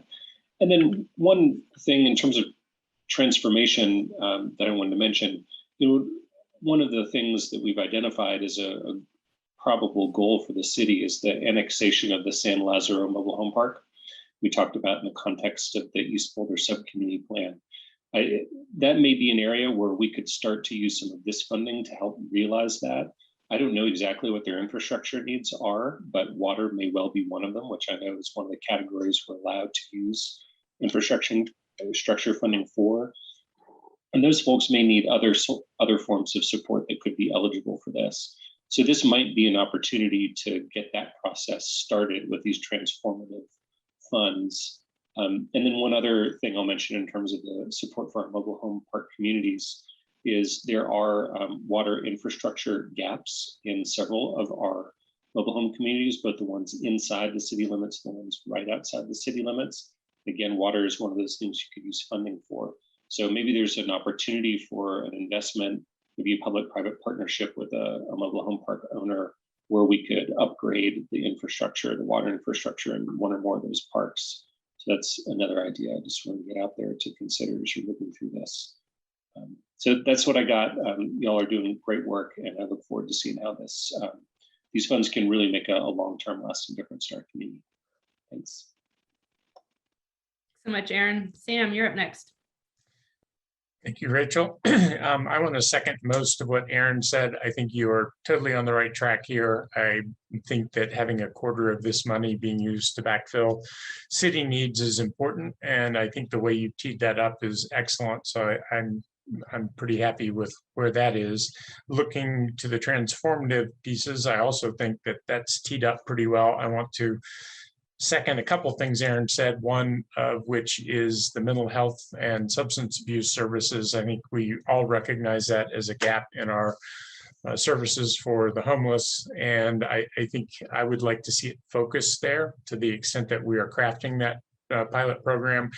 I think that gap is one area where I think that if we can use this money to get started there, and if we can do it in tandem, especially with the county, where a lot of that responsibility lies and where some of the funding lies, I think that would be great. But I also want to second what Aaron had to say about mobile home parks and water infrastructure. I think that is a great way to go. I think it needs to be matched by the private dollars to the extent that the mobile home parks are owned by private owners. I think they need to have some skin in the game for the upgrades, but I especially want to agree with Aaron on San Lazaro. So I think that if we had to pick, that would be one. We would bring our first housing into the East Boulder subcommunity officially. And that would be kind of the leading edge for what we hope to see more of there. And then I guess the only other area, I thought much of what you have outlined for how to look at small business assistance is good.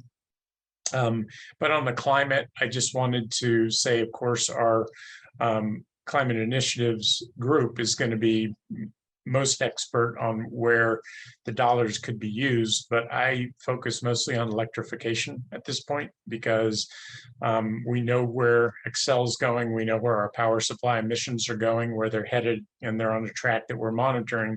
But much more complicated are buildings and transportation, and electrification is a focus of our efforts, and we have a lot of funding coming for vehicle electrification through the state transportation bill that just passed this year.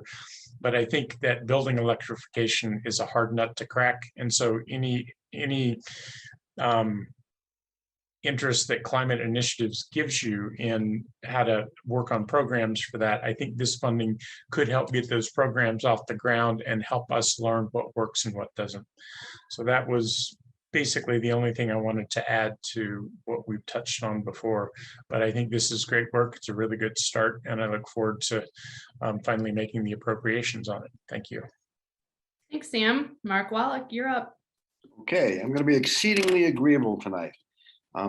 First, I agree with Junie at the need to serve all of our economically challenged communities, not just BHP related facilities. I'm going to agree with Rachel that there should be a check-in with council before you're spending, an undifferentiated $1 million. I think that's an important thing to do. And I'm going to agree with Aaron, particularly with respect to standing up some new programs to fill the social services gap, as well as I think the suggestion about dealing with the mobile home park water infrastructure is very important, and I would like to see that happen, particularly with respect to those manufactured home parks that are within our city limits. I thought it was a great presentation. I'm generally very, very supportive. One comment that was made a while ago, however, gives me a little bit of pause about the concept of running a program out for the next 3 or 4 years without having a clear direction of where the funding will come from post 2026.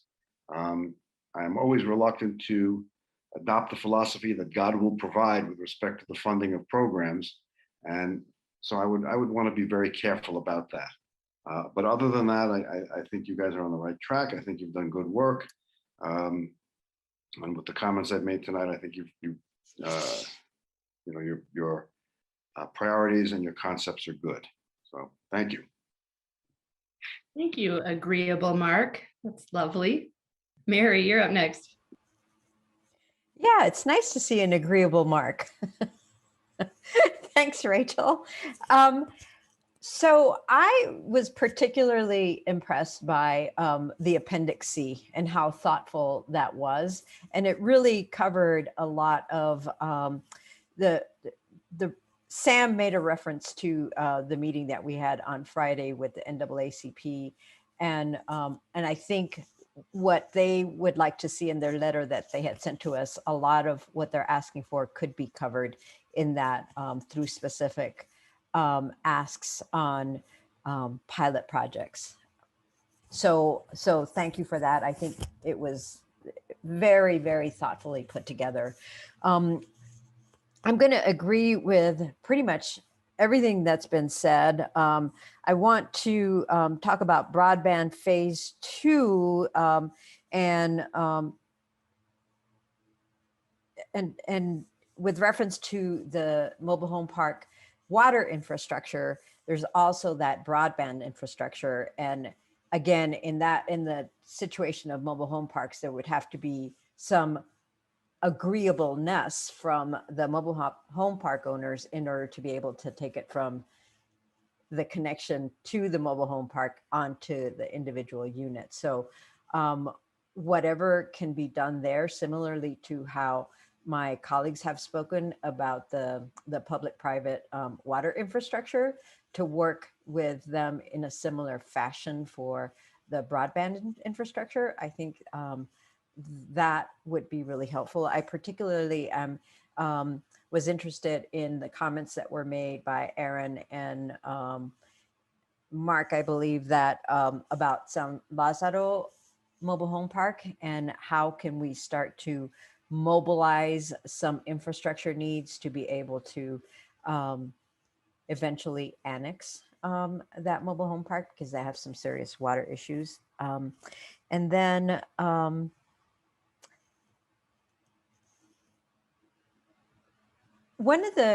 there was an email that I saw come around today that was from EFA, Emergency Family Assistance Association, which they were looking into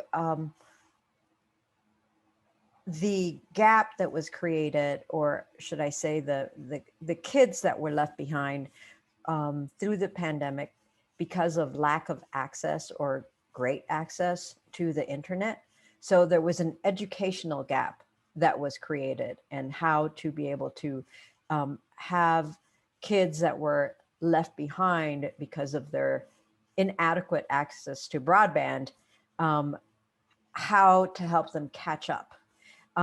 So I realize that a lot of that falls on the school district, but whatever the city can do to provide access to funds that would help with that effort that EFA is putting forward. So, but I think that it's all covered through your Appendix C. All of these projects that we've mentioned could possibly be covered.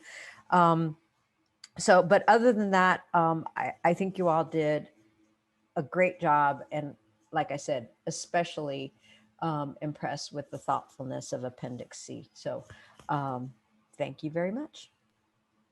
Thanks, Mary. Adam, I think it's up to you to bring us home. Cool. I'm also going to be quite agreeable. Mark setting a good tone,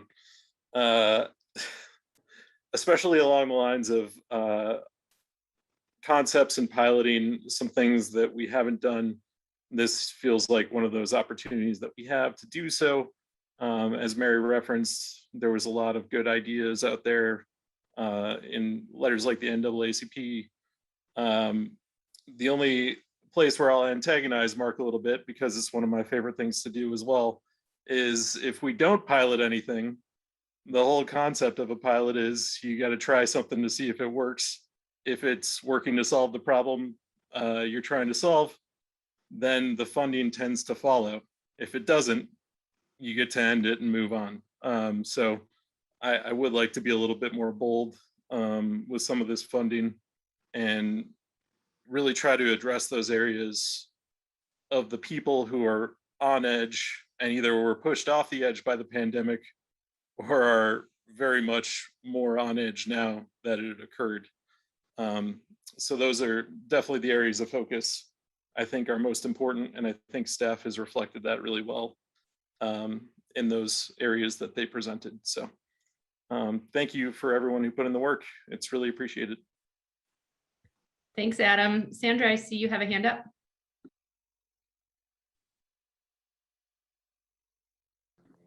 I do, thanks. I just wanted to circle back on the question that came up earlier regarding free water.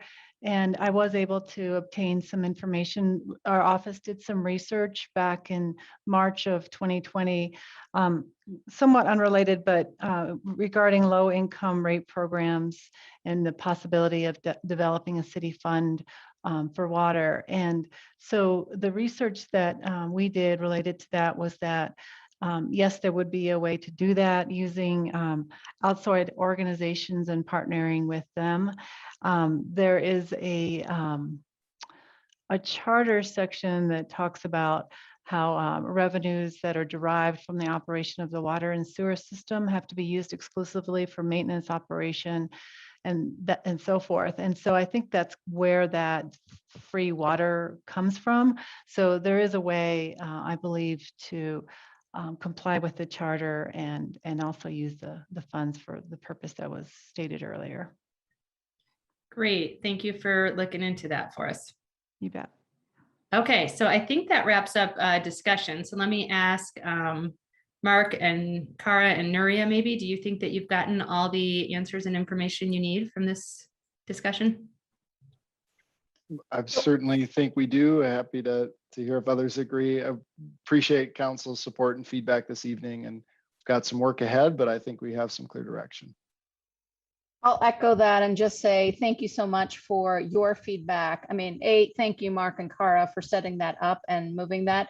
Behind the two of them are a lot of staff that have put in a lot of hard work to move this forward. But frankly, this is precisely the information that we need.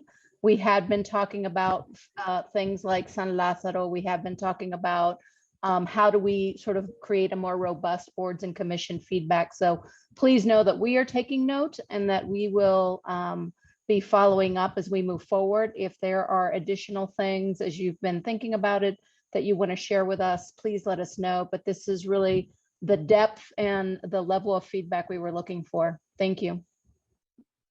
Thanks, Nuria, and thanks, Kara and Mark again. And then Nuria, I think I'm going to hand it right back to you for an update on the opioid settlement. Yep, and we actually have someone from the county who's going to be joining us, but maybe Kristen wants to tee that up. Yeah, thank you, Nuria. So good evening, Kristen Heiser, Deputy Director of Housing and Human Services. So in line with the City Council's interest tonight in showing up how we shore up and really build up our mental and behavioral health services and infrastructure across the region, the city is working very closely with the county and our regional partners to assess the mental behavioral health resources as they exist now, the needs, the gaps, and what opportunities there are. And we are joined here tonight by the county, who's going to give us a presentation on another opportunity we have to resource in meeting those needs. So brief introduction to invite Kelly Veit, the Strategic Implementation Manager of Boulder County Community Services. She's here to present Boulder County's participation in the opioid litigation and related settlements. And then following Kelly's presentation, we would love to answer any questions that council might have and engage in any discussion or dialogue relating to this item. So with that, I'm going to hand it over to Kelly. Awesome. Thank you so much, Kristen. And thank you to the council for inviting me here tonight. Before I move forward, I just want to confirm, can folks hear me okay and see my screen all right? Yep, okay. We are seeing and hearing, thanks. Okay, perfect. So as Kristen mentioned, my name is Kelly Veit. I'm the Strategic Implementation Manager for Boulder County Community Services. I work specifically within the Community Justice Services Division.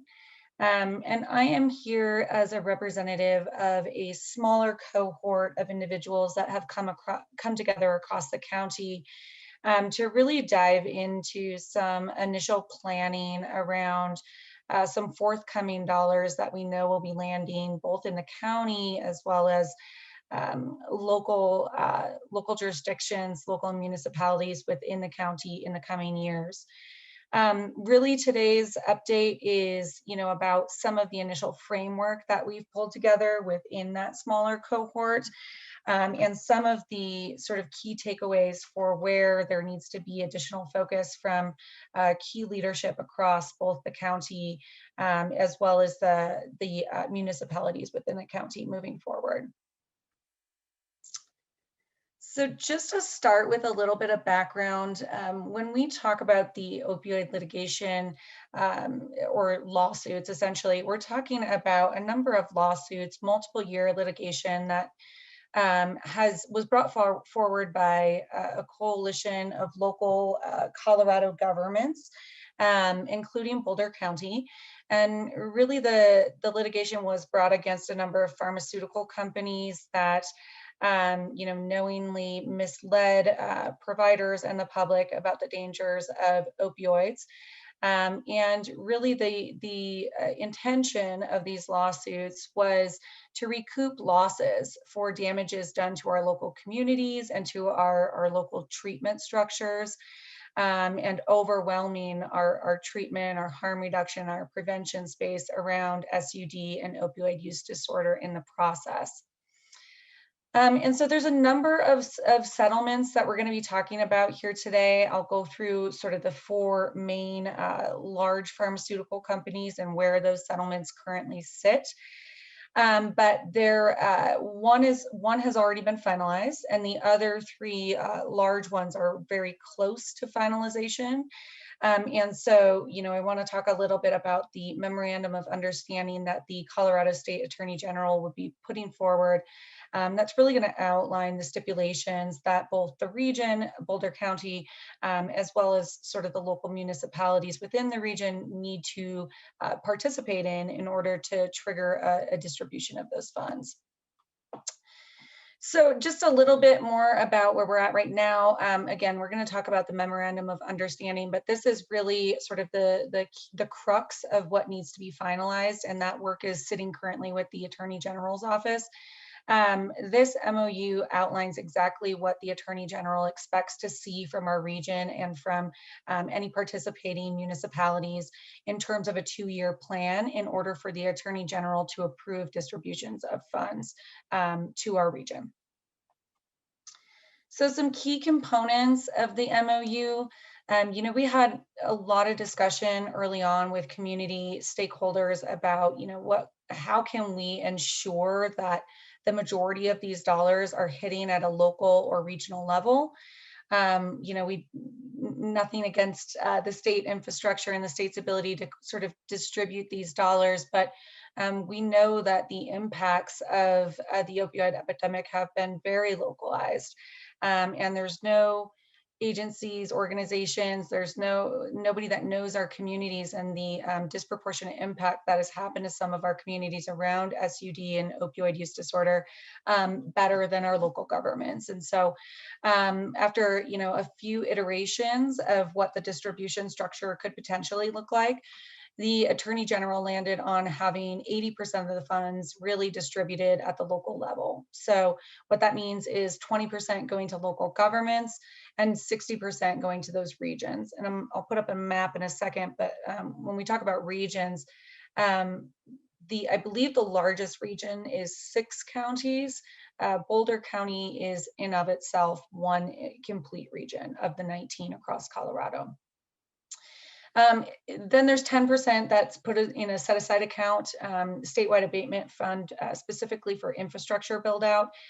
So when we talk about infrastructure in this particular context, we're really talking about, ROIs or releases of information, data sharing agreement across multiple systems, software that really facilitates connectivity to substance use disorder treatment. These are typically the things that we've identified as getting in the way in terms of connecting folks with substance use disorder treatment services in their communities. So a lot of infrastructure build out and talk of infrastructure build out really led the AG to create a carve out specifically for projects that have to do with infrastructure.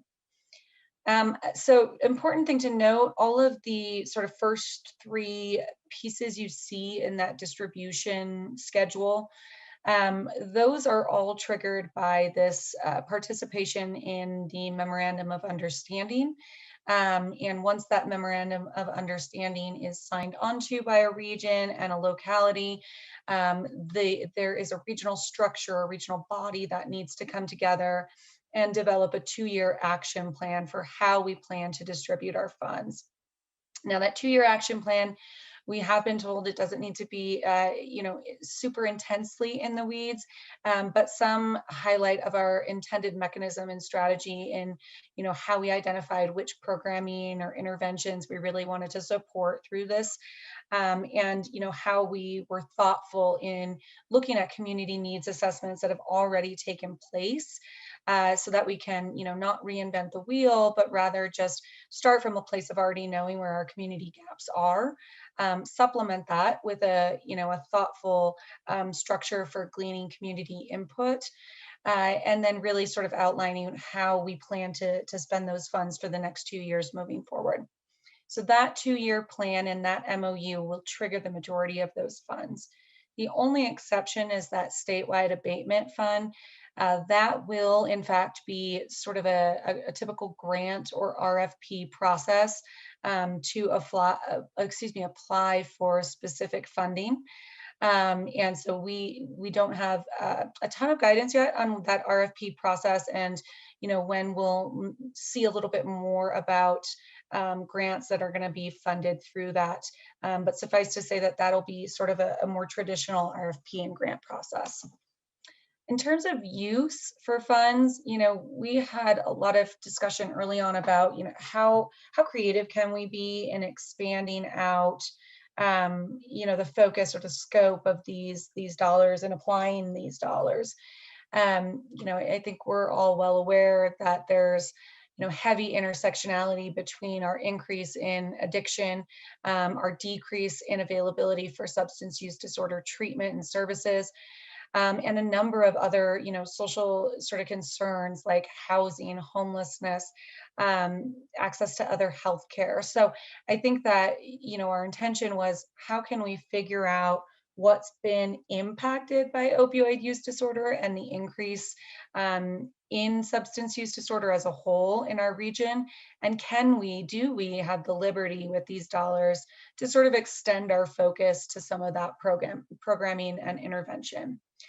And so the guidance that we've gotten so far from the AG is that the funds really do need to be used very specifically for programming that has to do with treatment, prevention, harm reduction. Co-responder is a huge strategy that a lot of our communities are looking into. That is something that is definitely approved, as well as some other emphasis on criminal justice and broader attempts to divert folks from criminal justice if their main sort of charges or needs actually are more aligned with substance use disorder and treatment connectivity. Community leadership, staffing, again, I've already mentioned, there's some infrastructure emphasis, and then administrative costs can also be supported through these funds. So this is a draft of our current regional distribution. This draft was updated there on the 26th of April. So I think, one change to point out, we do now have 19 regions. Broomfield and Boulder just recently decided to go to become separate regions. My understanding is that they were originally lumped together, but for various reasons thought it would be more appropriate to sort of tackle their distribution channels separately and their allocation strategies separately. So these are our 19 regions, and I just put this up to kind of illustrate for you all as we talk about some of these dollar amounts coming forward. And, we have regional shares that you can imagine, who's all getting, how that is basically being split up across the state of Colorado. So the four major litigation settlements that I wanted to kind of talk about today are the Purdue-Sackler bankruptcy, the Johnson & Johnson settlement, the McKinsey settlement, which is actually the first one that has truly, quote unquote, landed here in Colorado State, and the Mallinckrodt bankruptcy settlement. So, some of these numbers I will point out, some of the larger ones where we see, billions, those are total amounts for all of the states that were involved in the litigation.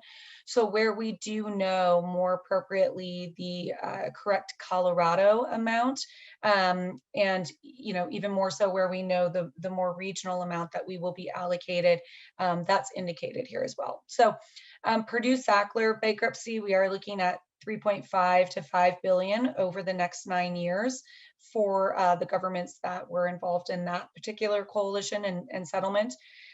Johnson & Johnson, you're looking at an 18-year distribution scale of about $22.8 billion.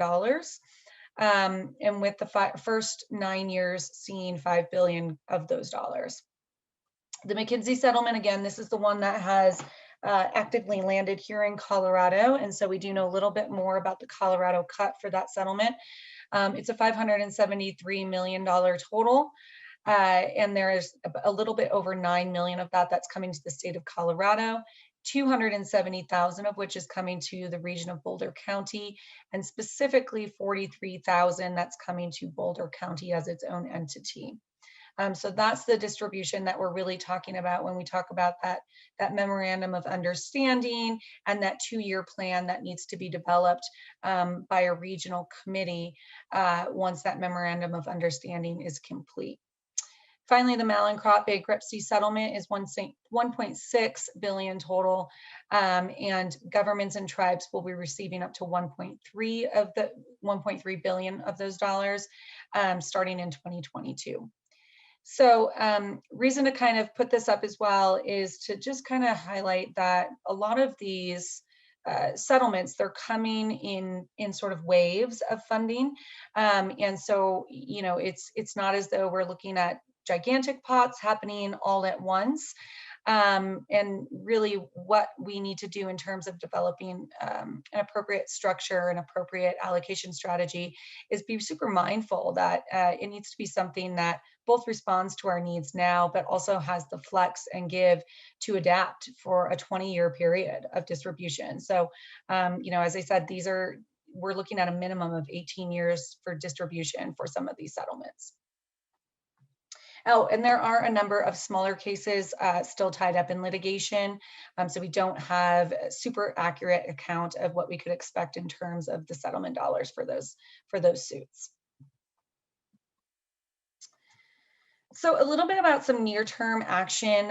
You know, I've kind of already alluded to this, and you know, this really came forward with from the AG as you know, a lot of our local community members said, okay, well, as the MOU is continuing to be finalized and as some of these, excuse me, litigation details are continuing to come forward, what can we do? Well, how can we begin to organize around, you know, what we might hope to expect and the strategies we know we are going to need to develop in terms of funding allocation.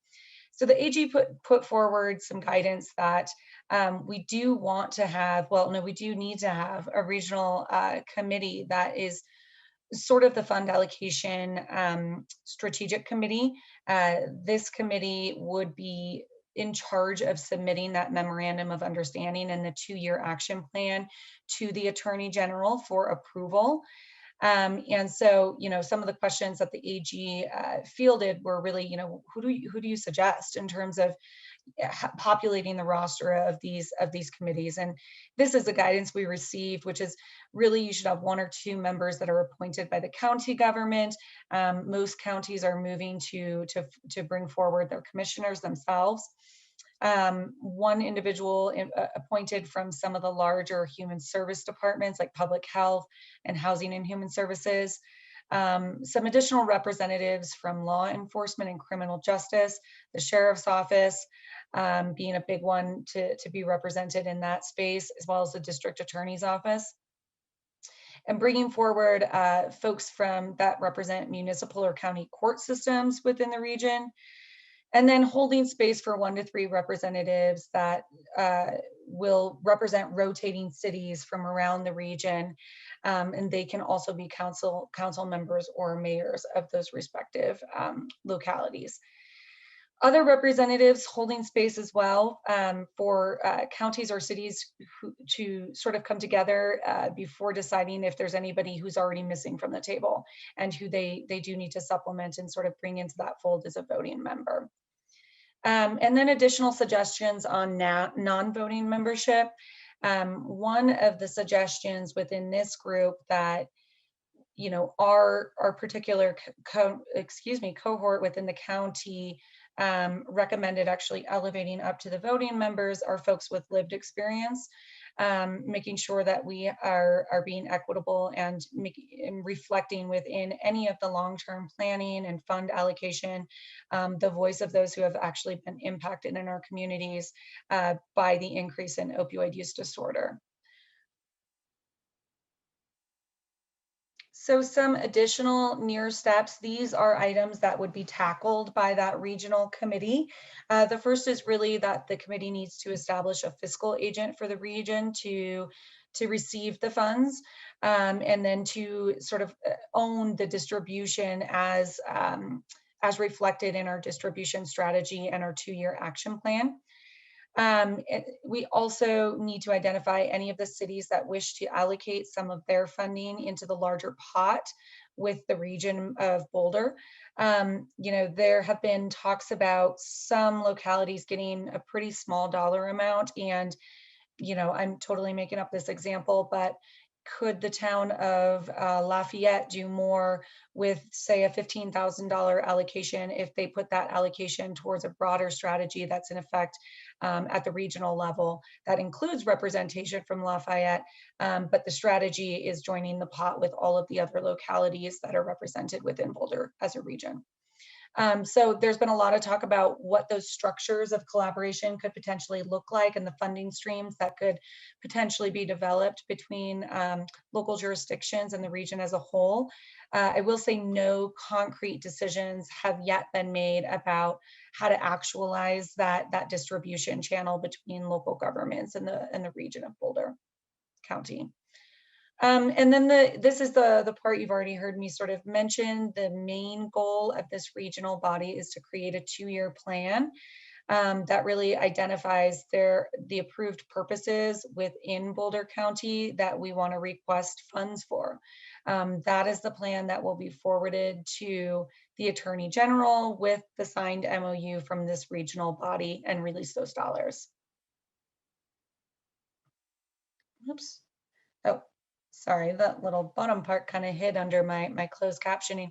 And then the last item for this group to really settle on is an evaluation approach. So making sure that there's some sort of tracking modality or mechanism in place so that we're holding ourselves accountable to the 2-year plan, that anything we said we were going to fund and the manner in which we said we were going to fund it, that we're tracking that and evaluating it over the course of the 2 years. So switching gears just a little bit, I did want to talk about this small cohort that I mentioned that I sit on, as well as a few others within the county. We do have representation from all of our human service departments, public health, housing and human services, community services, and community justice services through myself. The sheriff's office, as I mentioned, there's a lot of talk around some of the interventions that are housed sort of within the criminal justice space. And so having sheriff's office and DA's office representation on this committee has been critical.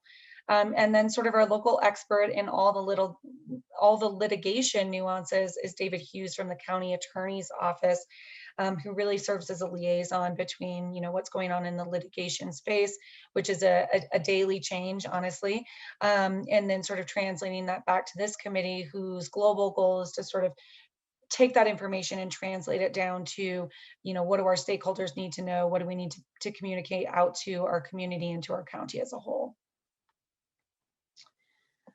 So, the approach or the main sort of action for that smaller cohort thus far has just been to start to parse out the work ahead, looking at this sort of in 3 particular phases, and trying to figure out, well, what's our global goal per each phase? And then therefore, what's our subsequent activities to actually achieve those goals? And most importantly, who really needs to come together and around what body of work in order to achieve that phased goal. So in phase 1, this is really where we're at right now. You've already heard me talk at length about how our main goal right now is getting that governance structure in place so they can complete the MOU and create a 2-year action plan. Really, we're focusing on the dollar amounts that we know for certain right now, which is that $270,000 plus the $43,000 that's landing specifically for the county. Applying pressure to the AG to really get finished with that MOU so that our local regions and governments can come together and do any final sort of tweaking or negotiations and sort of bringing back questions to the AG that they might have about the the MOU, and then really diving into that 2-year plan development. And then some subsequent activities that our group has been involved with is really just cataloging where our current urgent needs are. So again, being really intentional about looking at past community needs assessments Public health has done one. Our county's substance use advisory group, which is a coalition of stakeholders really dedicated to examining substance use disorder and its effects across the region, from the space of harm reduction and prevention up to treatment. They do an annual or biannual community needs assessment as well. So looking at what we already know about our communities and pulling forward some of these shovel-ready programs that we know, we can put smaller dollar amounts towards and have them go a long way, because these programs are already stood up, they're already able to be easily invested in.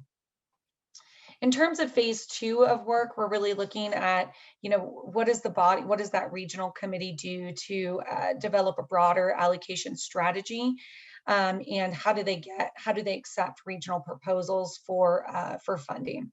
So really that phase of work is about building consensus across the county departments, across the county as a region, and the local municipalities that are participating within the region. Looking at some of those needs assessments, not just from the county, but from some of our local jurisdictions that have put in similar work to really figure out where the impact of things like opioid use disorder are happening within their respective communities. And then to start planning out, what are our goals in terms of these longer infrastructure projects that we do know the state is putting this set aside fund in place for us to apply for some of those funds. And so our goal in that year is really just to implement the 2-year action plan that we've set forward in phase 1, to monitor it and to make sure that we're putting in place a broader allocation strategy that has a lot more inclusive lanes for community input and stakeholder input as we start to plan out the full 18 to 20-year trajectory of this funding. And then phase 3 of the work is really about sustainability planning. So this is, immediately after we get through that 2-year plan, we've got another, 16 years that we have funding coming towards us, that we have, a really long runway, I should say, that we are able to do some really concise sustainability planning. So the sort of phase of work for the committee in that period of time will really be to kind of reflect on what's already been accomplished, and also reflect on the makeup of the group and the charge of the group at that time, to say, are we still the correct folks that need to come together around this work? Has anything shifted? Has anything changed?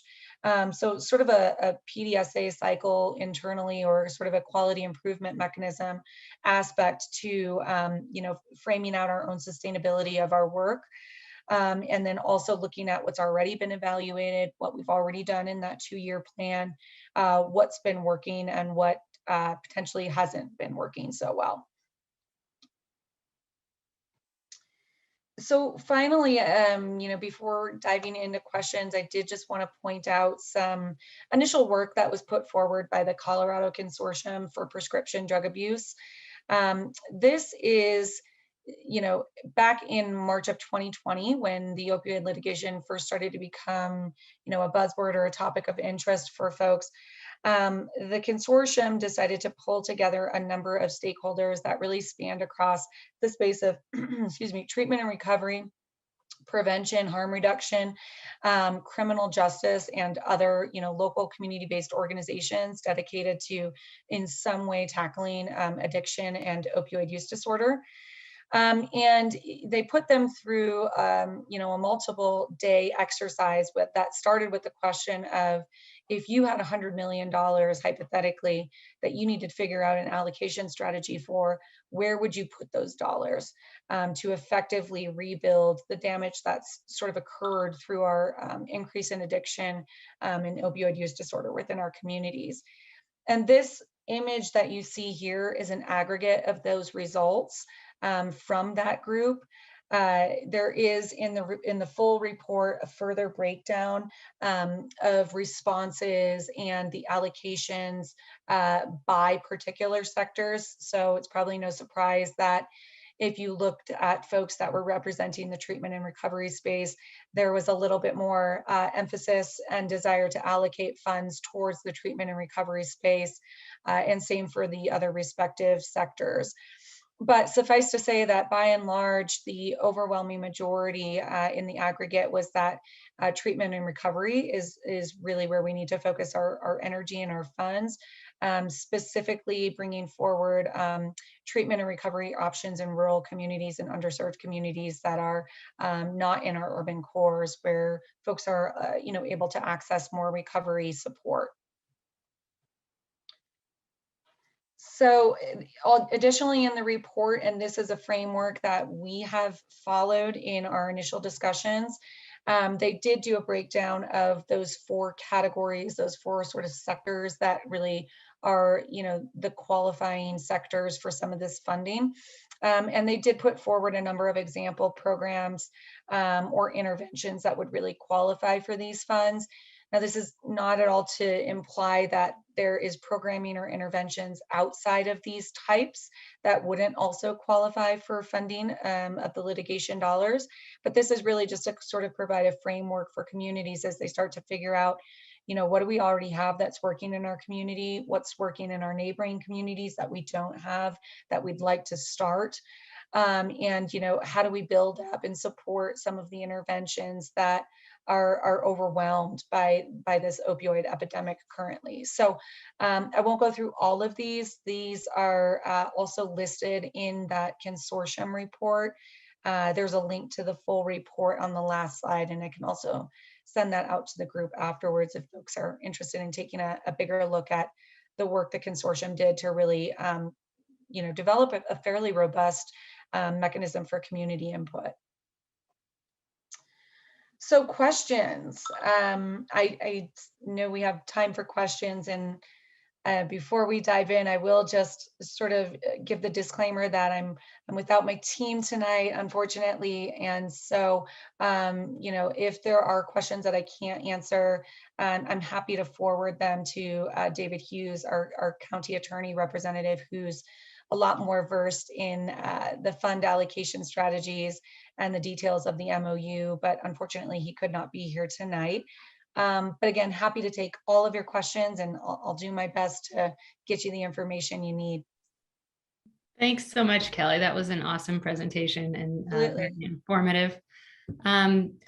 And if you, I will call on Aaron in a second and then Sam for questions, but also if you have specific feedback that you're looking for from us tonight, let us know what that might be. And then, go ahead. Please go. I think in terms of specific feedback, I think that we're just sort of interested in hearing what the city of Boulder, what the timeline would be and who the individuals that need to be engaged in this work are, so that we can move forward that really near-term goal of developing the regional body for governance. I think that, the conversations thus far have really been at the county level just because we are a region. But again, what that collaboration structure could and should look like when we talk about looping in our local municipalities, I think that's something that, we're just starting to dive into that space and could really use a lot of guidance and would love to hear your feedback on. That's super helpful. Thank you. Okay, Aaron, you're up. Kelly, thanks so much for that very detailed and thorough presentation. I appreciate that. A couple questions for you. The first one, so we have one of the settlements where we know what the numbers are, and that those are the numbers that you put in there. Do we have any kind of order of magnitude sense of how much money might be coming to us as a county from the other settlements? I don't, not that I know of at this time. I think all of the larger settlements have not been broken down to the county level. It's sort of the last step in the process. In terms of that McKinsey settlement, we actually didn't even know our allocation amount at the local and regional level until about a month ago. And that has been the closest one to finalizing for quite some time now. So unfortunately, there's been a lot of misinformation kind of floating around and about some of these settlements and some of the dollars that are attached to them. And I think the added challenge comes in that a lot of the initial conversations around these settlements are really confidential and protected. So we're not necessarily getting just-in-time updates on some of these litigations and these suits as they move along. So unfortunately, I don't have a really concrete number for you on some of those larger settlements, but I would be happy to see if somebody else in our cohort has some more updated information on that. Yeah, no worries. But and I'm just talking about order of magnitude. So if somebody has a sense that it's going to be similar kinds of numbers to the 240, or if it more or less, hopefully it won't be like those class action lawsuits that you're a member of, and then you get a check for $1.22 at the end. Right. Of the Right. So, okay, thanks for that. And then the other one is, so this is obviously about an opioid settlement, which is an enormous area of addiction problems in our community. But of course, we have other forms of substance abuse as well. So to what extent do these funds really need to be pointed at opioid addiction versus possibly other forms of substance abuse that people are suffering from? Yeah, so we do have clarity that other substance use disorder treatment is appropriate for use of the funds. I think the only real parameters around, where we get into the space of scope creep is when we started to talk about, housing services and, some of the intersectionality between increase in addiction and the inability to get folks housed. And those sort of things are a little bit more on the periphery. We all know, of course, that they touch on addiction very strongly, but we do need to sort of stay within the space of substance use disorder and opioid use disorder in terms of allocation for the funds. But substance use disorder more broadly than OUD is inclusive within that. That's good to know. And then you were asking, like, how do we get this started? I see Kristen Heiser here on the screen. I'm sure she would be the one to tell you who you should talk to at the city to get this moving. Thanks so much for being here tonight. Thanks, Aaron. And I did notice, Kristen, that you popped up on screen. So do you want to chime in before I give Sam the floor? Yeah, if you don't mind, I just wanted to add kind of a project that we're pretty excited about that's happening imminently. So we are working really closely with the county, and it includes public health, community services, HHS over there, as well as Logmont and our regional mental health and behavioral health partners to do a thorough assessment of kind of the existing services I mentioned at the top of the presentation, but just wanted you to know, I think it was on her slide of saying that this is going to be a broad assessment of what is available currently, what are the gaps, and that will underpin the planning as we move forward with this opportunity. So just wanted the group to know that that is something that we are actively pursuing and scoping out now, with the county taking the lead on this, and there'll be opportunities for us to help inform that process. And I think that's a great point. I think, in terms of what we need to know to move forward, those are the types of tools and resources that, as communities build those out for themselves, to start thinking of those now and start thinking about the ways to kind of pull those forward, because I think that gives us leverage and the ability to kind of hit the ground running. We do have tools at our disposal, like the framework that the consortium put forward, to continue doing some broad community analysis. And to an extent that will be done either way, just because this is a unique situation and we need to get that voice of the community really at the table here. But we do want to be able to kind of move these things forward quickly, and knowing what we already know about our communities is the biggest standing ground or piece of foundation that we can really stand on in doing that. So thank you for offering that. Thanks, Kristen. Thanks, Kelly. Sam, you're up. Thank you. A quick question. I see that the first settlement from McKinsey results in $270,000 for the region. Is that over 18 years, or is that a one-time cash infusion? That one is not over 18 years. I'd have to double check, but the last I heard, I believe it was over 6 years. I will have to get you an exact number on that distribution scale, but it was a much shorter one. So we are looking at getting the majority of those funds right up front, which is one of the reasons why that cohort, that county cohort, was really charged with bringing forward shovel-ready programming that could benefit greatly from, a quick infuse of dollars for sustainability purposes. really the criteria that we were looking at for our acute programming, or excuse me, for our shovel ready programming was that it was serving an acute population with an acute need. So some of the things that came up were MAT services within the Boulder County Jail. And those were really in the co-responder, expansion of co-responder, because we have a few regional co-responder programs that already have footing and could just sort of benefit from having maybe 1 or 2 additional staff. Great. So that 270,000 will be administered by this larger regional group, which is still within the boundaries of Boulder County. And then the 43,000 that you referenced that goes to the county, that's your direct allocation as a local government. Is that correct? Correct. So will the city of Boulder expect about the same 43,000 to the city out of this, or something on that order? That one I would have to check on for you. I'm not sure how the allocation structures are created at the AG level, so I'm not entirely certain how the 43,000 carve out was decided upon for the Boulder County government, but I'm happy to look into that one for you to get a more accurate number for the city. Yeah, I mean, I'm just generally looking to understand that. If it's population based, then it's easy enough to do that extrapolation. Right.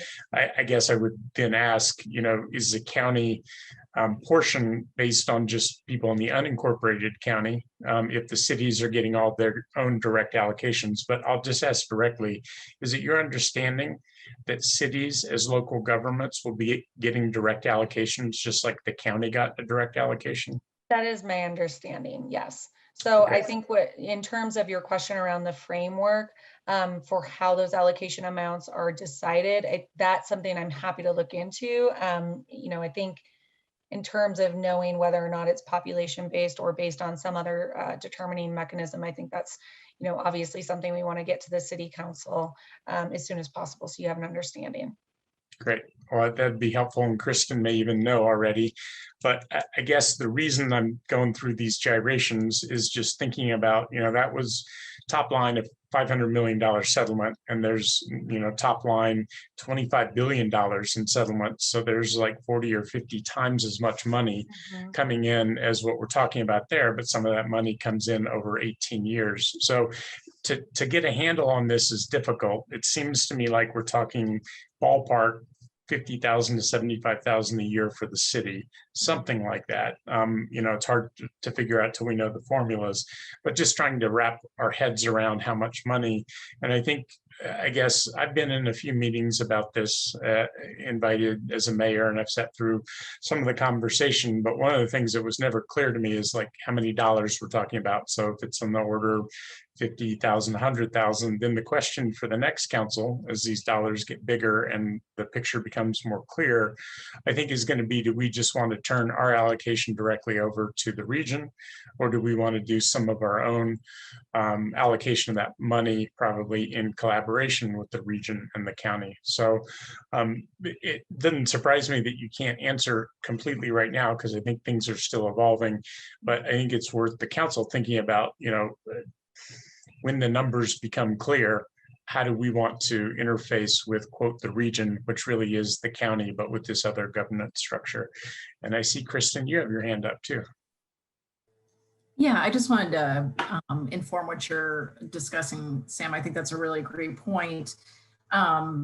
There has been so much collaboration, and we've had such a great year and a half working with the CVRF funds and the ARPA funds, and how we are working with our community partners and our regional partners, that I think there's a great foundation as we're moving forward within the structure that Kelly just defined, that we can inform that as to our participation in it, but feel very confident that there's going to be an opportunity, whether we accept the dollars ourselves and can implement it, programs that serve our needs, or working very closely with our partners to make sure we're doing this regionally and having a bigger impact. So those conversations are ongoing and continue to be very fruitful. And so I feel very confident that either way that this city council advises, or the future city councils do, that this will have a great outcome for our region in this particular area. Super, thanks for that. And I guess I'll just make the comment, this isn't really a question.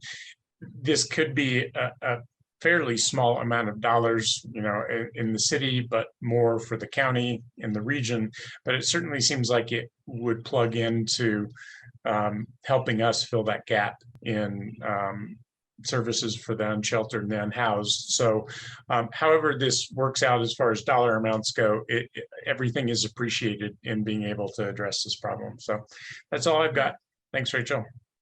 And one thing I would just add is that the opportunity that Boulder County has as being a bit of a smaller region in that it's a single region is that we, a lot of the interventions that we're talking about are going to span the entire region as a whole. So some of those larger regions, if you can recall that map I put up that are 6, 7 counties, I think they're having to be really strategic about how do we pool our dollars, but also sort of protect some of the local allocations that are reserved for local interventions. And for us, it's almost an opposite conversation, is how do we pool our dollars most effectively out of consideration for the fact that many of the interventions that we're going to be funding through this are spanning the entire region of Boulder County. And so I think it's a unique opportunity just in the way that we are shaped as one particular, a singular county in a singular region. Thanks, Kelly. Thanks again, Sam. And just to follow up on those points, if it is something like $50,000 a year that would come into the city, that would be a paltry sum to do any large outreach or effective resources, I feel like, with. So hopefully the next council will have a chance to weigh in with more information. And it sounds like tonight we don't need to do that yet, because what you, if I understood you correctly, are looking for is for us to weigh in on the governance formation aspect. So on that point, I guess I'm wondering, did that come fully baked to us? So you listed the people who can, or the positions who can participate, and one thing that jumped out was the person with, the representation of whoever has lived experience would be a non-voting member. So I just wonder, do we have wiggle room there? If we as city council members, we can have a rotating participation voting seat there, can we sub in someone with lived experience, say? So we do have wiggle room in terms of the representation. And I think that was an important note that came out in our early discussions with the county as well, is that we would love to elevate the voice of someone from with lived experience to be a member of that voting cohort instead of just sort of the sit aside advisory committee. So in terms of the rotation and moving folks in and out of some of those seats, I'd have to confirm, but I believe that we do have a fair amount of liberty. This was really a framework that was put forward by the AG for guidance, just to make sure that local governments or regions had an understanding of who to begin reaching out to and starting to sort of pull together and convene around these discussions. But it's my understanding we do have a fair amount of liberty in that.